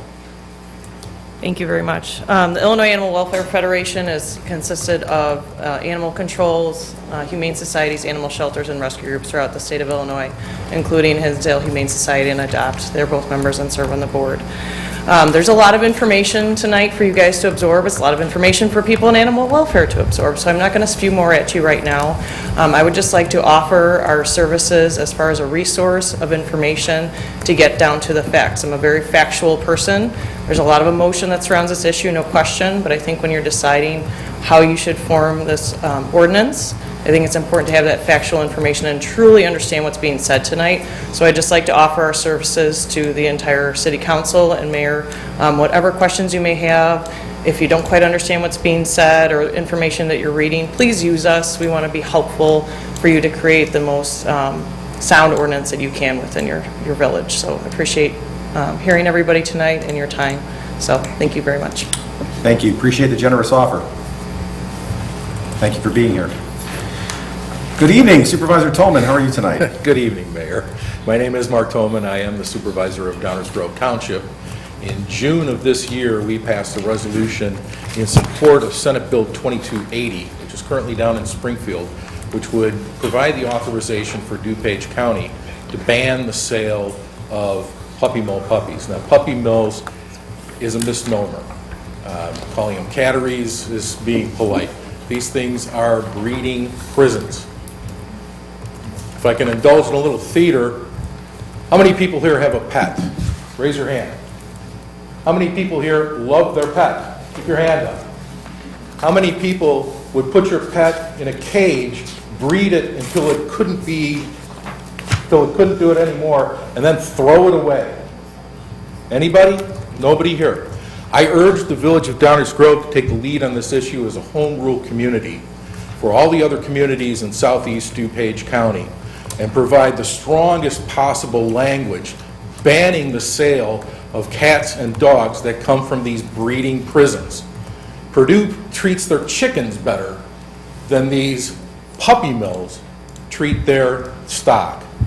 So I urge Downers Grove, additionally, in addition to providing the strongest possible language banning the sale of these types of animals, I would also urge them to pass a resolution in support of Senate Bill 2280 to give DuPage County the tools that it needs to provide that benefit to the entire county. Thank you. Thank you, Mr. Tolman. Thank you for being here. My best wishes to the rest of your colleagues at Downers Grove Township. I will say, we were horrified when we did our research. Horrified at what we found. We'll appreciate you sharing it with us. It'll be very helpful for our endeavors. Good evening. Welcome. Hi, my name is Dr. Barb Hannock. I'm the veterinarian administrator for DuPage County, and I'd like to start off by giving you a gift, if I could. May I approach? As long as it's under $20, it won't violate any rules. 47 cents is what it is, so. Okay, the reason why I give you that, it's a ruler, and it's 6 inches long. We can talk about guidelines as far as the Animal Welfare Act that sets the guidelines for this, but the thing is that that's the requirement that the animal is allowed to be housed in, as far as the minimum requirement, is that the length of the animal from the tip of the nose to the base of the tail, not even the tip of the tail, to the base of the tail, plus 6 inches. That's the requirement that these animals can live in for their entire life, and that they never hit the ground. They never get outside unless they're brought out to be bred. So when we talk about these pet stores, and it made it sound like generous because it was double the minimum guidelines, okay, so now it has a foot, okay? If it's double 6 inches, now it has a foot from its nose to the cage and its back end to the cage. That's the amount of space that that animal will live in for its entire life as it's being bred over and over again. So imagine your entire life, with no exceptions, save the few times a year when you are removed for the sake of being forcefully bred, in a space just 6 inches larger than your own body on each side. So we need to be real about this as far as the Animal Welfare Act is overseen by the USDA, the United States Department of Agriculture. And under that category is what's called APHIS. That's the Animal Plant Health Inspection Service. And they're the ones that has the inspectors. And there's approximately 120 inspectors for the whole nation.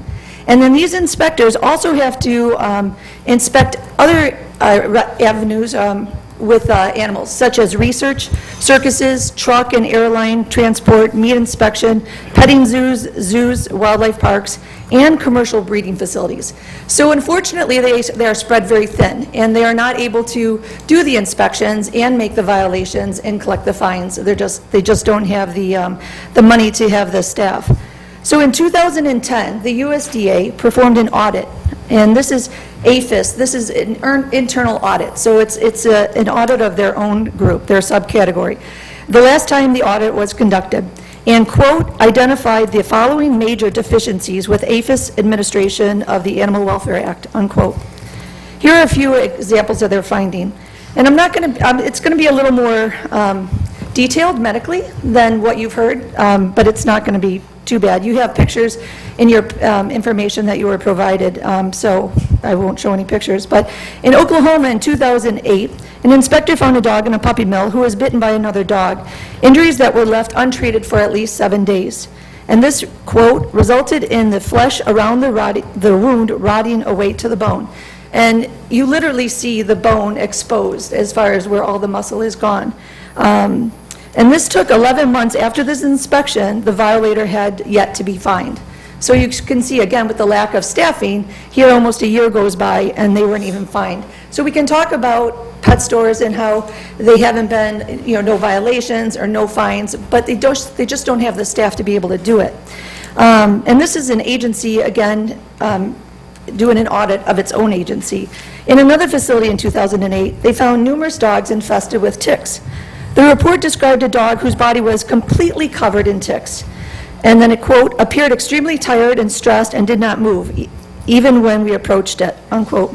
Ticks, being blood-sucking insects, can cause death due to severe blood loss or from diseases spread by ticks. And again, 11 months after inspection, the case was still under investigation. In another example, and this will be the last one as far as from this report, in November 2007, 5 dogs were found dead at this one facility, and other starving dogs had resorted to cannibalism. This is in the report. Quote, despite these conditions, APHIS did not immediately confiscate the surviving dogs, and as a result, 22 additional dogs died before the breeder's license was revoked. So they are not on top of their game, so make no mistake. There are even more examples of the horrible conditions that most puppy mills animals are exposed to, including examples of death from exposure to extreme temperatures. A full copy of the 2010 USDA audit report is contained in the info packet materials you received from our office. Basically, the USDA learned that their agency enforcement process was, quote, ineffective against problematic breeders. That's their own words. The agency believed that compliance achieved through education and cooperation would result in long-term dealer compliance. So they thought by just educating them and hoping that they would go along with the program, that things would change, that they weren't doing violations and fines. It says, and accordingly, it chose to take little or no enforcement action against most violators. Of the 4,200 violations in 3 years, about 50% of the dealers repeatedly violated the Animal Welfare Act. And those are such minimal standards, as you've heard tonight, including some that ignored minimum standards that are already grossly substandard. To make matters worse, we, the public, cannot determine whether any improvements have been made as the current administration, as was described earlier by Kurt, I believe, as far as where that was taken down from the website, where we no longer can view the violations on the website. They removed access to inspection reports in 2017, February, and important information is redacted from FOIA materials. Pet stores who sell commercially bred animals will tell you that their breeders are reputable because they are U.S. certified, as we've heard tonight. It is important to emphasize that the USA guidelines are minimal, and they are the same as those used for livestock. They're approximately about 50 years old. A lot of this, the Animal Welfare Act was created in 1970. There is nothing in the Animal Welfare Act that requires commercial breeders to provide animals with proper cage-free exercise, socialization, bedding, or any kind of enrichment. Puppy mill dogs are not exercised. They do not receive toys, treats, or get the minimum, if any, vet care. The only time a dog might be brought out of its cage is to be bred. These dogs are often bred in the first heat cycle and then each subsequent cycle. Once a dog is no longer can reproduce, it is either destroyed, abandoned, or sold at auction. I've worked at an animal shelter in Chicago where we would receive dogs from puppy mill raids conducted by organizations such as HSUS and the ASPCA.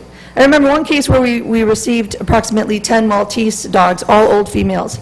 The majority of their teeth were rotten and many had severe heart murmurs. They were matted, stained with urine, had tumors, had large mammary glands from having litter after litter.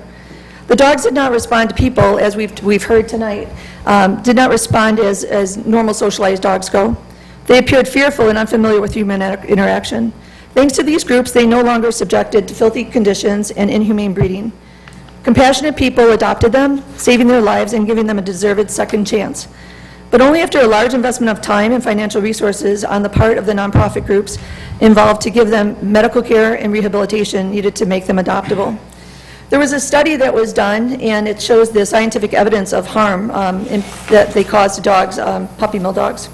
And they looked at over 1,000 former puppy mill breeding dogs that were adopted into private homes.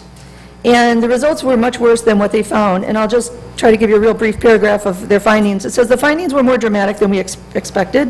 When compared with a large group of pet dogs, former puppy mill breeding dogs were reported as showing significantly higher rates of physical health problems. With respect to behavior, ex-breeder puppy mill dogs displayed significantly higher rates of fear to unfamiliar people, to other dogs, and to noises and motions of their surroundings. House soiling and staring blankly into space, such as dazed, zoned out, spaced out, and significantly lower rates of trainability and energy. They also showed about 1/2 of the level of aggression that typical pet dogs do towards unfamiliar people, other dogs, and to their owner. While this might be seen as a good thing, it appears that to be due to the overwhelming high level of fear in these dogs, which suppresses normal aggressive behavior. So it seems to be a good thing, but only because of very bad reasons. So I do not view puppy mills as breeders. I view them as dealers. A breeder is someone who is truly dedicated to the breed, where the dog might live in the breeder's home, they might show the dog, they breed for health and temperament, and they socialize young puppies. A good breeder will interview a new owner before agreeing, as we've heard tonight. They meet the parents, etc. People who truly want a purebred pet should connect with a responsible breeder. That breeds rescue group, there's plenty of them out there, Pet Finder, as we've heard tonight, or any animal shelter. And I'll tell you that from the beginning of the year, we've been tracking pet store dogs that have been relinquished to the county, and we've had approximately 25 dogs, and about 15 of them have been from Happiness is Pets. So if you want a purebred dog, it's possible that it's going to be at the shelter, and it's from a pet store. So, and as we've heard, I also believe that a reputable breeder would never allow their animals to be sold in a pet store. So there's approximately 10,000 puppy mills throughout the U.S., and they, as we've heard, they produce about 2 million puppies each year. And again, as we've heard, it's kind of ironic that the same number of dogs are the same, as are being produced by puppy mill dogs, are the same amount that are being killed in the United States each year in shelters. So, wrapping up here, puppy mills, even those licensed in the USDA, have cruel conditions for dogs. That was confirmed by the USDA's own internal audit. Puppy mills will cease to exist if people stop buying what they are selling. And I'd like to finish with this quote. What it comes down to is this: the puppy mill problem belongs to all of us, and so does the solution. We have the ability to put this cruel industry in the past in our collective hands. We have the power to set positive examples through our consumer decisions. We have the power to teach our kids and each other compassion for animals. We have the power to create changes for the better. We have the power to save lives. Working together, we can reach a time when puppies will no longer be mass-produced. Adoption will be the first choice for those looking to bring a pet into the family, and there will be no more homeless pets. Thank you for this opportunity. Thank you, Doctor. Appreciate you sharing all that information with us. We certainly have an abundance of resources to draw upon as we undertake this task. Other questions or comments from members of the audience? County Board Member Krajewski, welcome back to Chambers. Thank you, Mayor Tully and council members. Brian Krajewski, 6455 Nash Street. We still do that? Give you our address. You're bringing it back. And yeah, speaking of coming back, I think it was almost 8 years ago that I was, last time I was in this council chambers. And I think that meeting even went a lot longer than you're going to go tonight. But we spent 2 hours, the council did, in congratulating and thanking Commissioner Marilyn Schnell for her 2 decades plus of public service to the community. Also, Commissioner Waldeck, I think, for your service, although you came back for the second round. That same night, we the village swore in a new mayor, Mayor Martin Tully. And also, there was a young 23-year-old named David Olson, a year out of college, who had been the #1 vote getter in the community and got elected to join the village council. So that was my last time in the village council chambers. Since then, I went to DuPage County, and I currently sit on the DuPage County Board. A couple of years ago, Chairman Cronin, from a lot of comments from the community, felt that animal control should have its own committee. We used to be under Judicial Public Service, which had the sheriff and the courts systems, and never really got a lot of attention. So I was made the chairman of the committee and took over animal control. Had a lot of comments regarding puppy mills brought forward from our staff, and talk about education. I think you guys got the Cliff Note version sent to you from the county. So hopefully you've all been through that packet. I don't know if it was a little smaller than what you get for regular council meetings. But we got that packet information to you. But I was given that packet. I also met with and talked to a number of the area rescues, and you heard them here tonight: Hinsdale Humane Society, West Suburban Humane Society, Adopt, and Naperville Humane Society. And all had similar stories, and all had a lot more knowledge of the industry and what was going on. So after we went through with the county, our committee, and digested all the information, we then went to the full board. And at the same time, you'll see in front of you editorial from the Chicago Tribune. But this was 2017, and if you turn to page 2, I highlighted right there in the yellow for you, and I'm going to read it. The state's biggest home rule units, Cook County and Chicago, already have such regulations. The City of Chicago Council passed its ordinance in May 2014 by a vote of 49-1. Can you imagine Chicago, 49-1, almost unanimous. The Cook County Board approved a similar measure the next month, 15 to nothing. This was in 2014. So you heard the lobbyists for the Petland stores or pet industry stores talk here tonight. They put a bill in Springfield to try to say they were going to make the ordinances tougher in Illinois and have one standard. Their biggest thing was to overturn what happened in Chicago and Cook. They wanted to preempt their home rule authority to be able to overturn what they had done. And they were held in court, what happened in Cook and Chicago, and you heard that tonight here from a lot of the different speakers. So DuPage County then wanted to help our friends in Cook and Chicago. We approved unanimously to put that on our legislative agenda to kill that bill in Springfield. That put our lobbyists then as one of our legislative agendas to contact our legislators that represent DuPage County to make sure that bill did not pass down in Springfield. I talked to Senator Jill Tracy downstate. She was a senator who was a sponsor of this bill. And as you can see, that headline was "End Around." I spoke to Senator Tracy. I sent her the information packet that was put together by staff, and you guys have a lot of that information. I thanked her for looking at it. She researched it and sent me an email a couple days later. Said, "Thank you for the information. I spoke with the sponsor, and I removed my name as sponsor." She pulled her name off of the sponsor. The bill was still down in Springfield. I called Representative David Olson. A lot of you know David. I called Senator Connolly and Senator Nybo. They were sent the packets. They passed it out amongst the legislators down in Springfield, and they did a very good job, say Senator Connolly and Senator Olson, in making sure that that bill got stopped in Springfield. It went ahead and they passed some sourcing law, but they weren't able to preempt the Chicago or Cook County. They were not able to do that. So now we moved into 2018. That was one of the top priorities on the county's legislative agenda, to pass a countywide ordinance. We're not home rule, so we need Springfield's help. A countywide ordinance to ban the sale of puppy mill dogs in DuPage County. And Will County, our colleagues to the south, joined with us on that. Senator Connolly sponsored a bill down in Springfield. Representative Olson sponsored the House version down in Springfield to ban the sale of puppy mill dogs in DuPage County and in Will County. That got tied up in Springfield politics. Lobbyists for the pet industries had a number of them down there. Weren't able to give Senator Connolly a committee for his bill. And Senator Kern, who represents Downers Grove, he co-sponsored that bill. We had a press conference in December. All of the humane societies are here tonight. We're at that press conference. State's Attorney Berlin from DuPage, State's Attorney Glasgow from Will County were there, spoke about the importance of putting that ban in DuPage and Will County. It was the lead story on Channel 5 News that night. Clearly, the news stations thought that was of interest to the residents.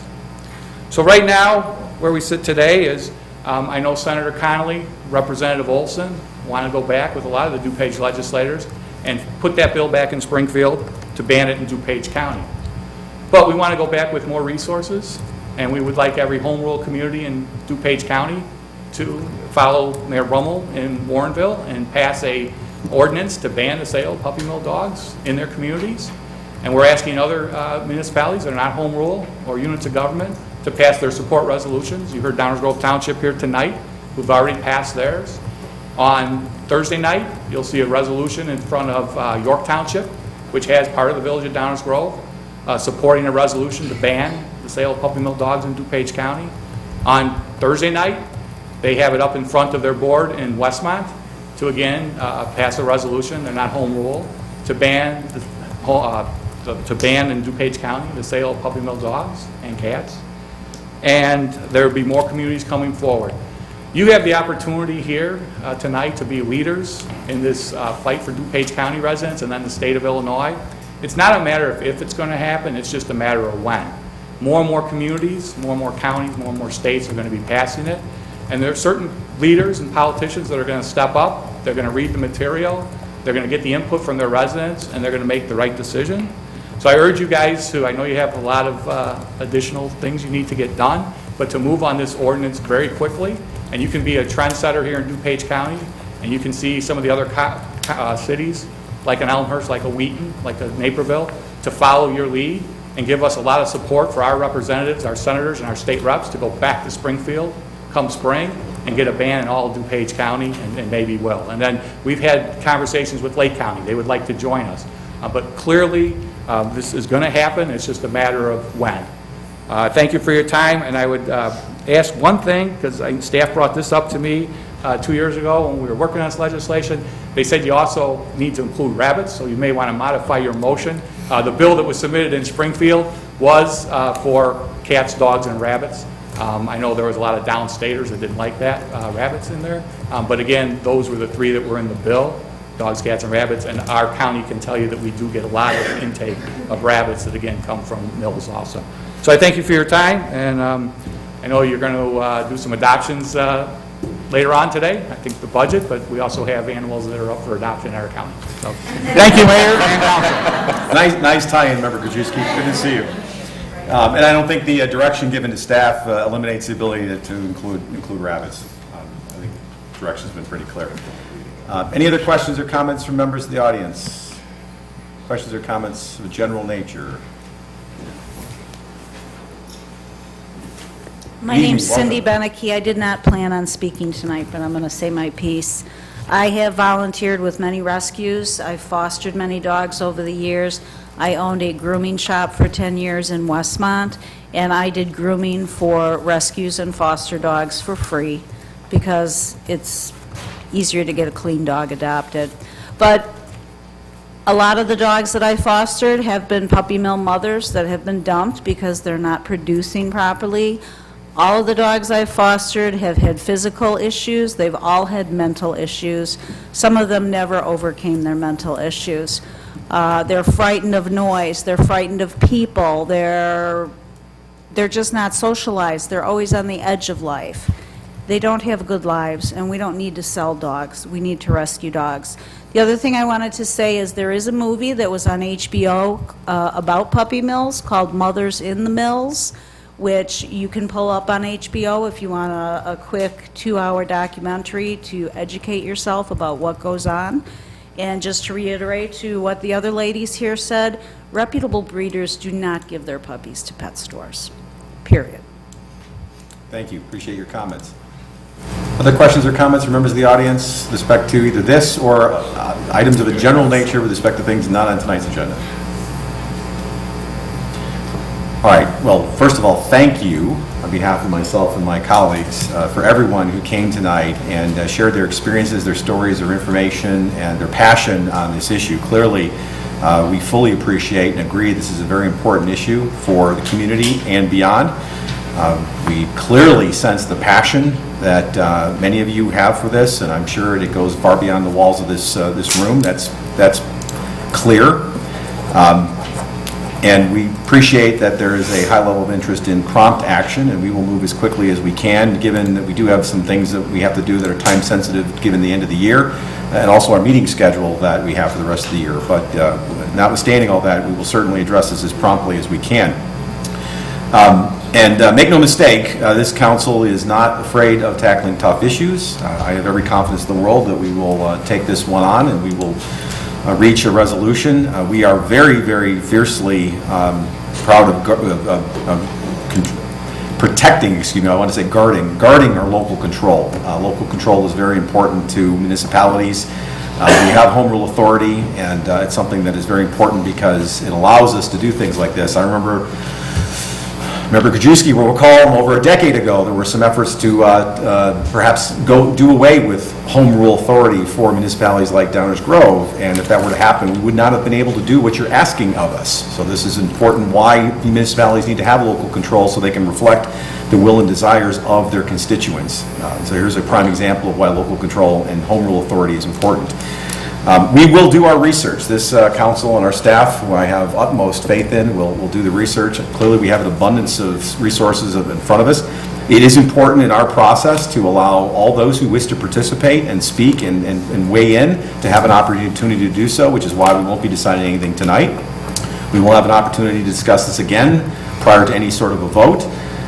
And we do want to have an ordinance that is right-sized for Downers Grove. I don't know what that is right now. I've heard calls for a number of different actions, but we always want to do what's right for our community. That's one of the important things about local control is we want a Downers Grove solution to a Downers Grove problem.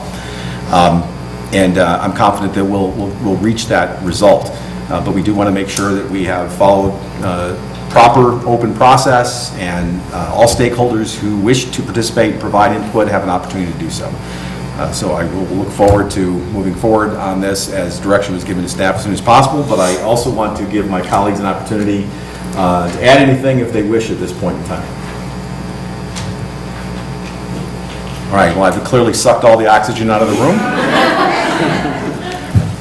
So again, I'll just thank everyone for their attendance here tonight and their input. I'm going to suggest something, because I'm guessing you're not going to stay for the budget discussion.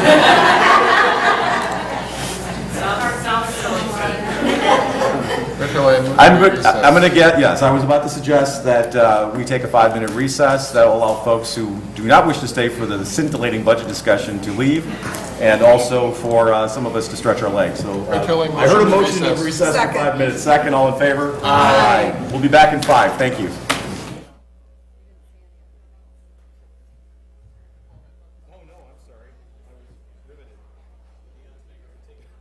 Here. So, all right. So we do we need a motion to go back into session?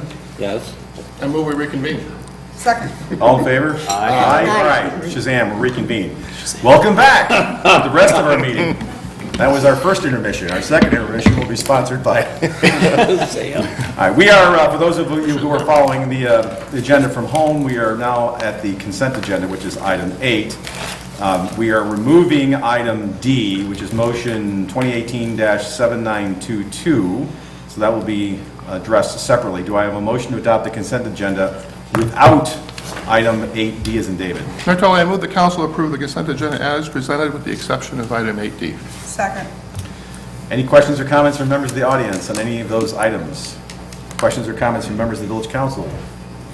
Hearing none, may I have a roll call, please? Commissioner White? Aye. Commissioner Earl? Aye. Commissioner Wallace? Aye. Commissioner Waldeck? Aye. Commissioner Jose? Aye. Commissioner Barnett? Aye. Mayor Tully? Aye. The consent agenda as modified passes unanimously. And now, do I have a motion to approve item 8D, which is a motion awarding $192,164.45 to Construction Management Corporation of America doing business as Briggs Paving, Downers Grove, Illinois, for 2018 fall roadway patching? Do I have such a motion? Mayor, I move the adoption of a motion awarding $192,164.45 to Construction Management Corporation of America as presented. Second. Any questions or comments from members of the audience? Questions or comments on this item from members of the village council? Now roll call, please. Commissioner Jose? Aye. Commissioner Earl? Aye. Commissioner Wallace? Aye. Commissioner Waldeck? Aye. Commissioner White? Abstain. Commissioner Barnett? Aye. Mayor Tully? Aye, that matter passes. That brings us to item 9, which is our active agenda. We have 2 items on tonight's active agenda. First, item 9A is an apple. Do I have a motion to adopt an ordinance amending certain stormwater provisions in the village of Downers Grove? Mayor Tully, I move the council adopt an ordinance amending certain stormwater provisions as presented. Second. Questions or comments from members of the audience on this item? Questions or comments from members of the village council? Oh, don't be so magic. Somebody has to say something. Thank you. Thank you to staff for finding a way through the forest. Thank you. Roll call, please. Commissioner White? Aye. Commissioner Earl? Aye. Commissioner Wallace? Aye. Commissioner Waldeck? Aye. Commissioner Jose? Aye. Commissioner Barnett? Aye. Mayor Tully? Aye. That matter passes unanimously and brings us item 9B as in boy. Do I have a motion to adopt an ordinance amending parking restrictions? Mayor Tully, I move the council adopt an ordinance amending parking restrictions as presented. Second. Questions or comments from members of the audience? Questions or comments from members of the village council? Hearing none, may I have a roll call, please? Commissioner White? Aye. Commissioner Earl? Aye. Commissioner Wallace? Aye. Commissioner Waldeck? Aye. Commissioner Jose? Aye. Commissioner Barnett? Aye. Mayor Tully? Aye. That matter also passes unanimously and brings us to the end of our active agenda. On to item 10, which is our first reading or our workshop agenda. Tonight we have several items on our first reading agenda. This is a little bit different than our active agenda. Items are presented by village staff for consideration and discussion purposes only. No formal action will be taken on these items tonight. As is typical, we ask our village manager, either directly or through his outstanding staff, to present the items for consideration by the village council. Typically, we'll ask any questions or seek any additional information first, then we'll turn it over to the audience for any questions or comments from there. So with that, good evening, Mr. Fieldman. Good evening, Mayor Tully. Thank you for that introduction. There are 4 items on tonight's first reading agenda. However, there are really two topics. The first topic, God bless, is the what we commonly refer to as downtown zoning. Stan is not only the man with the plan, he's also the man with a zoning map. Here to present background information on this item is our Community Development Director, Stan Popovich. Good evening, Mr. Popovich. Good evening, Mayor and council members. Thanks for that wonderful introduction. As Manager Fieldman noted, I'll be talking about the first 3 items on the first reading agenda tonight, principally regarding downtown zoning. And if I can get my mouse to the next item there. So the items before you tonight implement the vision of the downtown as identified in the comprehensive plan. If we click again, you'll see in the comprehensive plan it identified 3 functional sub-areas, the core, the business, and the transition area. Currently, the village has the downtown business and downtown transition zoning. Next button, please. We did create a downtown core zoning district when we adopted a revised text amendment to the zoning ordinance. Tonight, we're looking to rezone 66 properties from downtown business to downtown core and 11 properties from business to transition for a total of 77 properties. We go to the next slide. We'll see that we have had 34, this is the 34th meeting where we've talked about downtown and what we wanted to see in the downtown. A couple of highlights here. If we hit the next button, in June of last year, we adopted the comprehensive plan. Next slide, please. Then again, if we hit the next button, we approved the regulatory framework in January. Next button, and then in July, we updated the text of the zoning ordinance to implement a lot of the framework there as well. So tonight's really the last step to implement the zoning, the recommendations of the comprehensive plan. If we go to the next slide, you can see current zoning map shows our downtown business and downtown transition zoning districts. If we hit the button, we'll see the area that's proposed to be rezoned to downtown core. It's principally around Main and Curtis Streets there, stretching from Forest on the west to Mobile on the east. And then from about Burlington to Grove Street. Mike moved me ahead really fast, so I'll talk quicker. The next items there, the downtown transition is proposed the southwest corner of Washington and Rogers, and then the northeast corner of Washington and Maple, proposed to go from downtown business to downtown transition.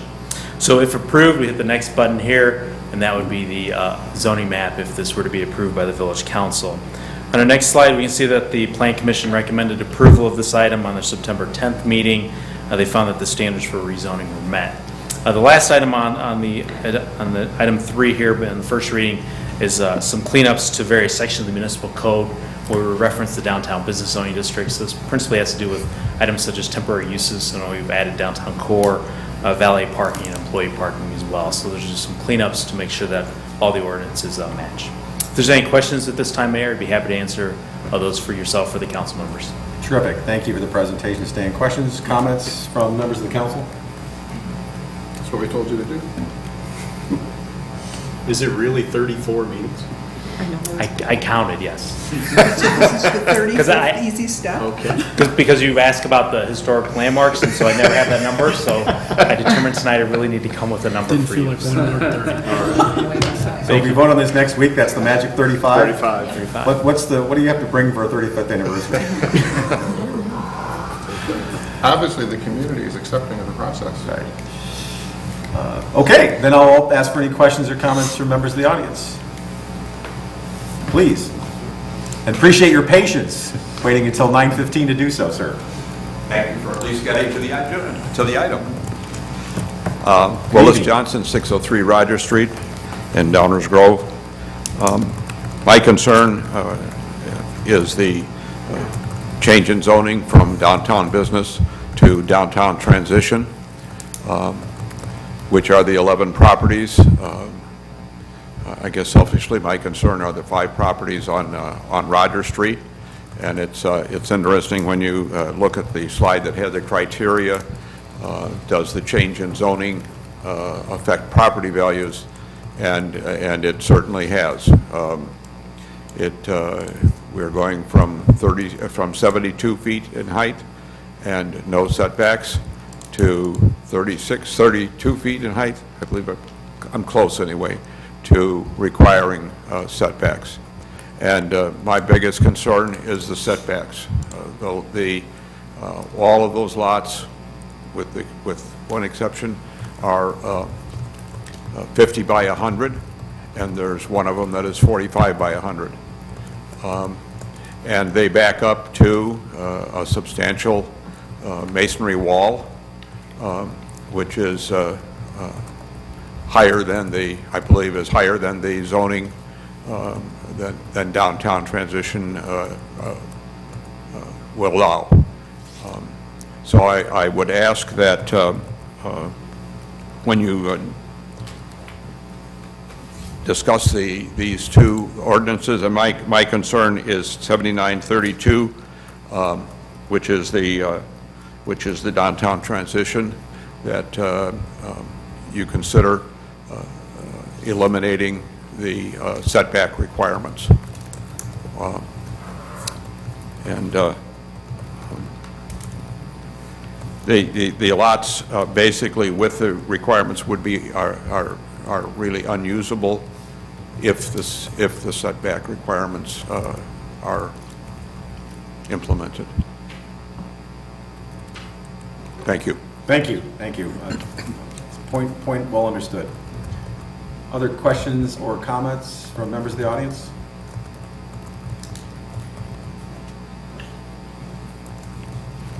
Thank you.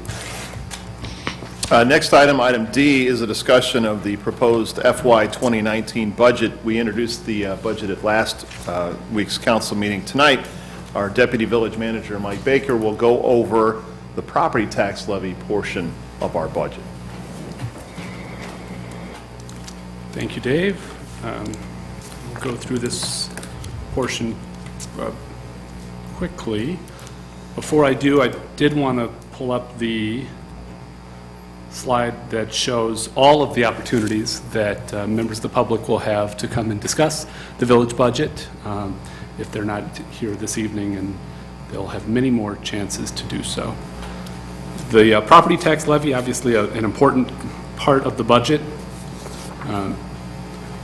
The table that you see here shows the 5 components of the village's property tax levy.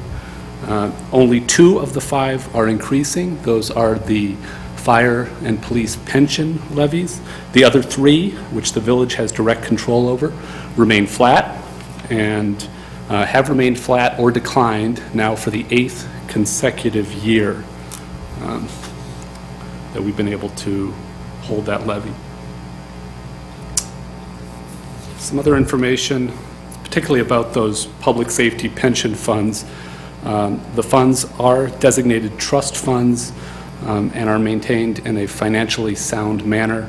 It's important to stress that the village does make all of its 100% of the annual required contributions to the fund that are determined by an actuary.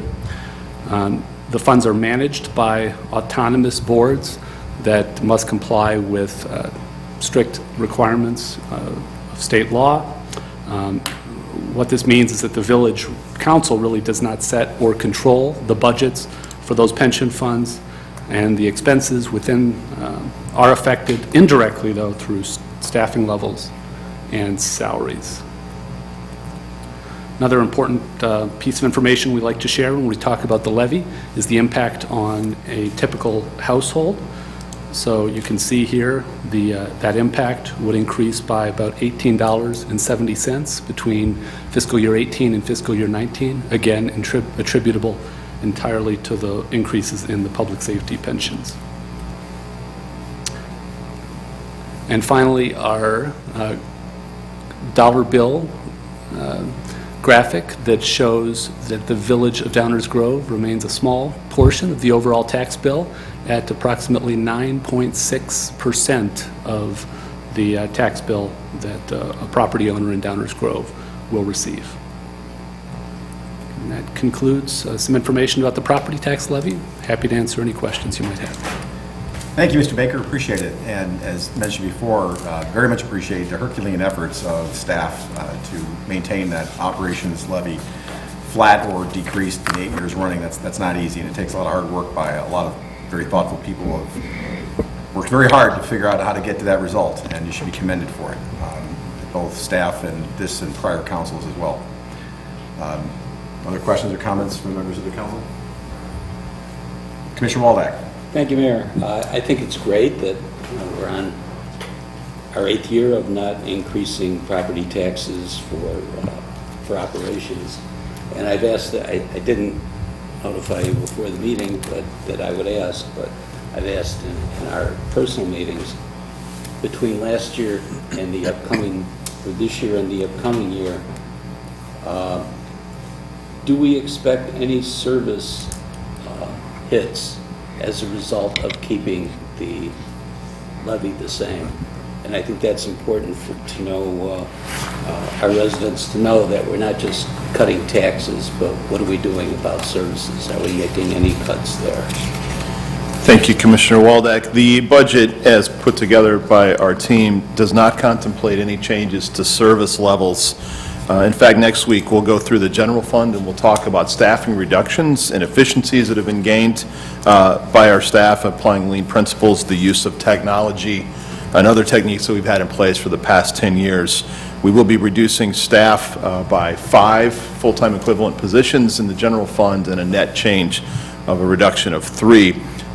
Really what I'm saying is even though we're keeping the tax levy the same and reducing the number of staff, we're working smarter and more efficiently and not changing service levels. And I think that's important for everybody to realize. Thanks. Thank you. Thank you, Commissioner. Other questions or comments from council? Any questions or comments from members of the audience? Understanding there's, how many more meetings, opportunity to weigh in on this? 33. We'll never be criticized for not providing plenty of opportunities for public comment, as you can see in this budget schedule that's up there. And we are on track to adopt the necessary components of the budget by when we need to in December. That's correct, Mayor. Terrific. Great. Well, thank you very much. That ends our first reading. Very good. Well, right back to you. Manager's report, item 11. No report tonight, Mayor. Thank you. And that goes to item 12, Village Attorney's report. Ms. Petrarca, good evening. Good evening, Mayor. 3 items to present this evening. The first is an ordinance rezoning certain property located in downtown from downtown business district to downtown core district. An ordinance rezoning certain property located in the downtown from downtown business district to downtown transition district. And an ordinance amending certain sections of the municipal code related to the downtown core district. All will be on next week's agenda. Thank you very much. We already did item 13, so that brings us to item 14. Do I have a motion to adjourn? Until I move the council adjourn. Second. All in favor, say aye. Aye. Any opposed to adjourning? We are adjourned. Thank you and good night.